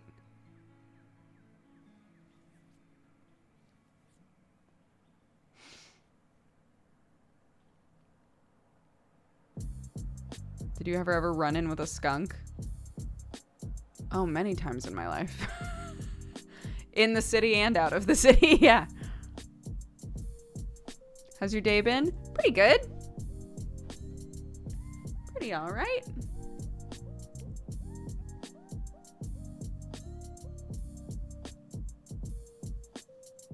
We had a roadrunner that would make her nest in the same spot in our yard each year. Oh, that's very cute. Seasonal animals? I don't know, honestly. Seasonal animals.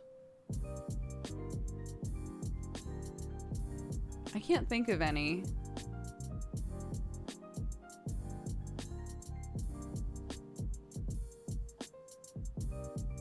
Any news on Arcadum D&D Season 2?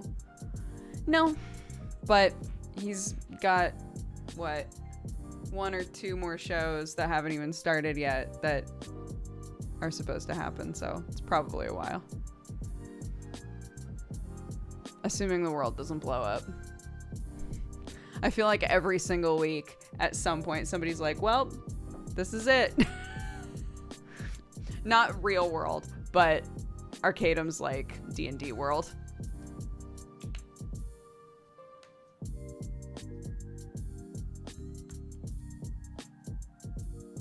Seasonal animal is Dodger. She comes to visit when it's cold. It's true. Not this year.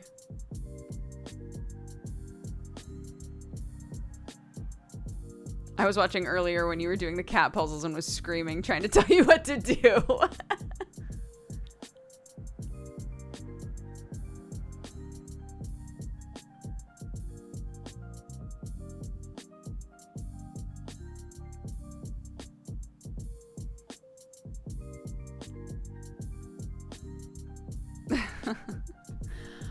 Okay, let's wrap up today, guys. Thank you all so much for hanging out with me while I did a little bit of packing. We looked at all my books and shit. Talked about life, the usual. Let's see. Pastel Witch says, I hope everyone's having a chill afternoon. Thank you for being such a positive, welcoming community. Benzen says, sending you good vibes and a friendly domovoi for the new place. Joss says, because I feel like this type of thing is very welcome in this channel's vibes. Valentine to the corn poblano soup that I just made. And to the community, of course, I've been here on and off and I feel bad, but I'm here today. That soup sounds amazing. Passive Aggressive Kisses says, my sister's special ed class had a Zoom picnic and she loved the sandwiches and juice we prepared together. She's so happy she hugged me for 5 minutes straight. I wanted to share some of the happiness with chat. You're all cuties. Oh, that's so cute.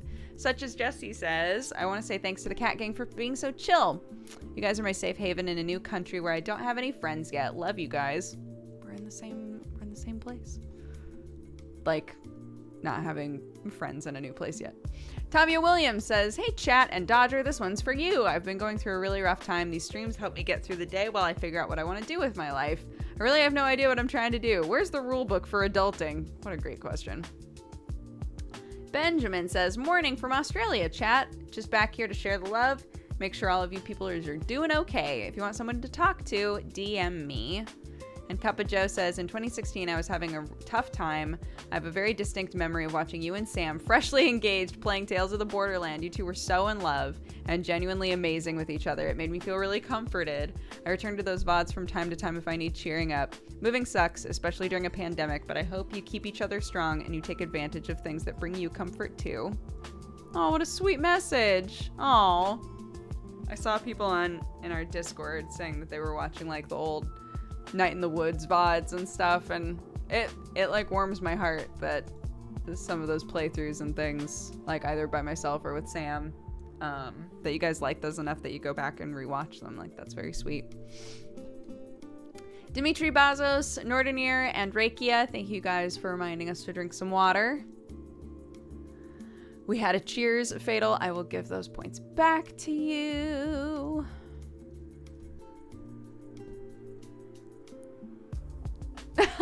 Tyranny.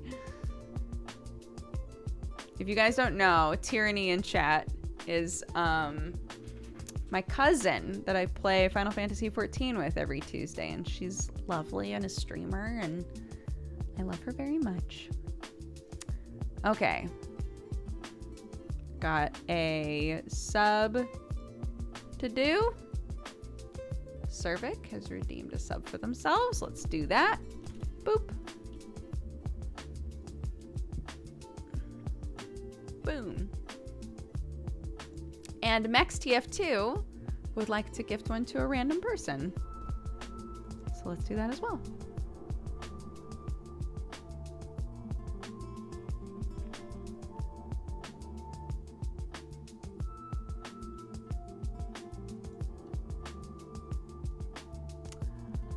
Okay, let's see.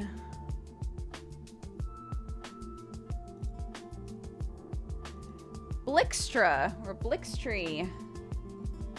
You were the first non-sub that I saw. So welcome to the Cat Gang. That's from MexTF2. Ba-ba boom.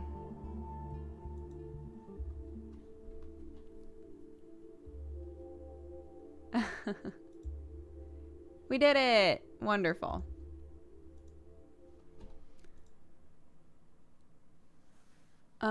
I'd love it if we could raid Stephen Kill. He's a lovely UK-based streamer with a welcoming community who mostly plays cozy or story-based games. Wonderful.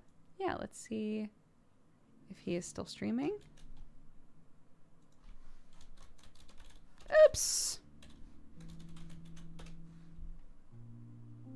Yes, it says live. Wonderful. Okay, let's read these off. Ray of Sunshine, thank you for the 15. Abelas for the 21. Mysterious Singing Gal, thank you for the 4. T-Not Coffee Lady for the 30. Sykes McKenzie for the 19. Blue Moo for the 31. Real Al Gamer for the 42. Resonant Derp for the 2 years. Happy anniversary. Eagle Fang for the 46, British Furry for the biddies. Drew the Hermit for the 3, Super Winslow for subscribing. Welcome to the Cat Gang.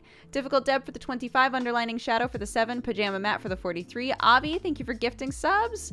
Yorick the Skull, thank you for the 37. Skoog for the 46. I'm glad that you had a good stream.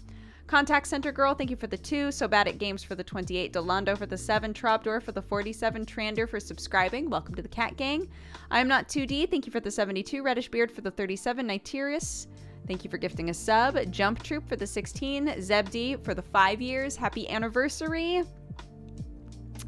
Avi, thank you for gifting a sub. Visinatrix for subscribing. Welcome to the Cat Gang. No sub gifts, please, for the 3 years. Happy anniversary. Cramco, thank you for the 9. Happy Twitch baby. Crazy Woman Yo for the 18. Jorgar for the 3 years. Happy anniversary to you as well. Mighty Deacon for the 34. Teary for the 3 years. Thank you very much.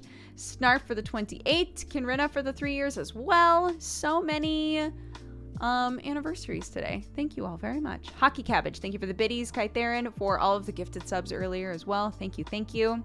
Retrum for the 43, Sniper Down for the 8, Pun Intentional for the 43, Jag Fan for the 14, Penguin in Space for the 30, Lemmy EXE for the 62, Kassara for the 61, Nicodemus for the 40, HG Mercury Wolf for the 59, Loper Panda for the 61, Rosary Sales for the 2 years, happy anniversary. Kinrina, thank you for gifting a sub. Ardark for the 51, Philip Cav for the 50, Conman, thank you again for the biddies and for the raid. Gerintium for the 32, Banisteriopsis for the 65, and the Claw Lore for the 2. Thank you all very much. Okay. We're gonna raid Stephen Kill. Go send some love. Yeah, hopefully every Thursday we'll do a little study hall stream now. I got a little bit of packing done. That's what matters, is that we got a little bit done. I will see you guys tomorrow for our normal stream. And take care. Love you all. Bye-bye.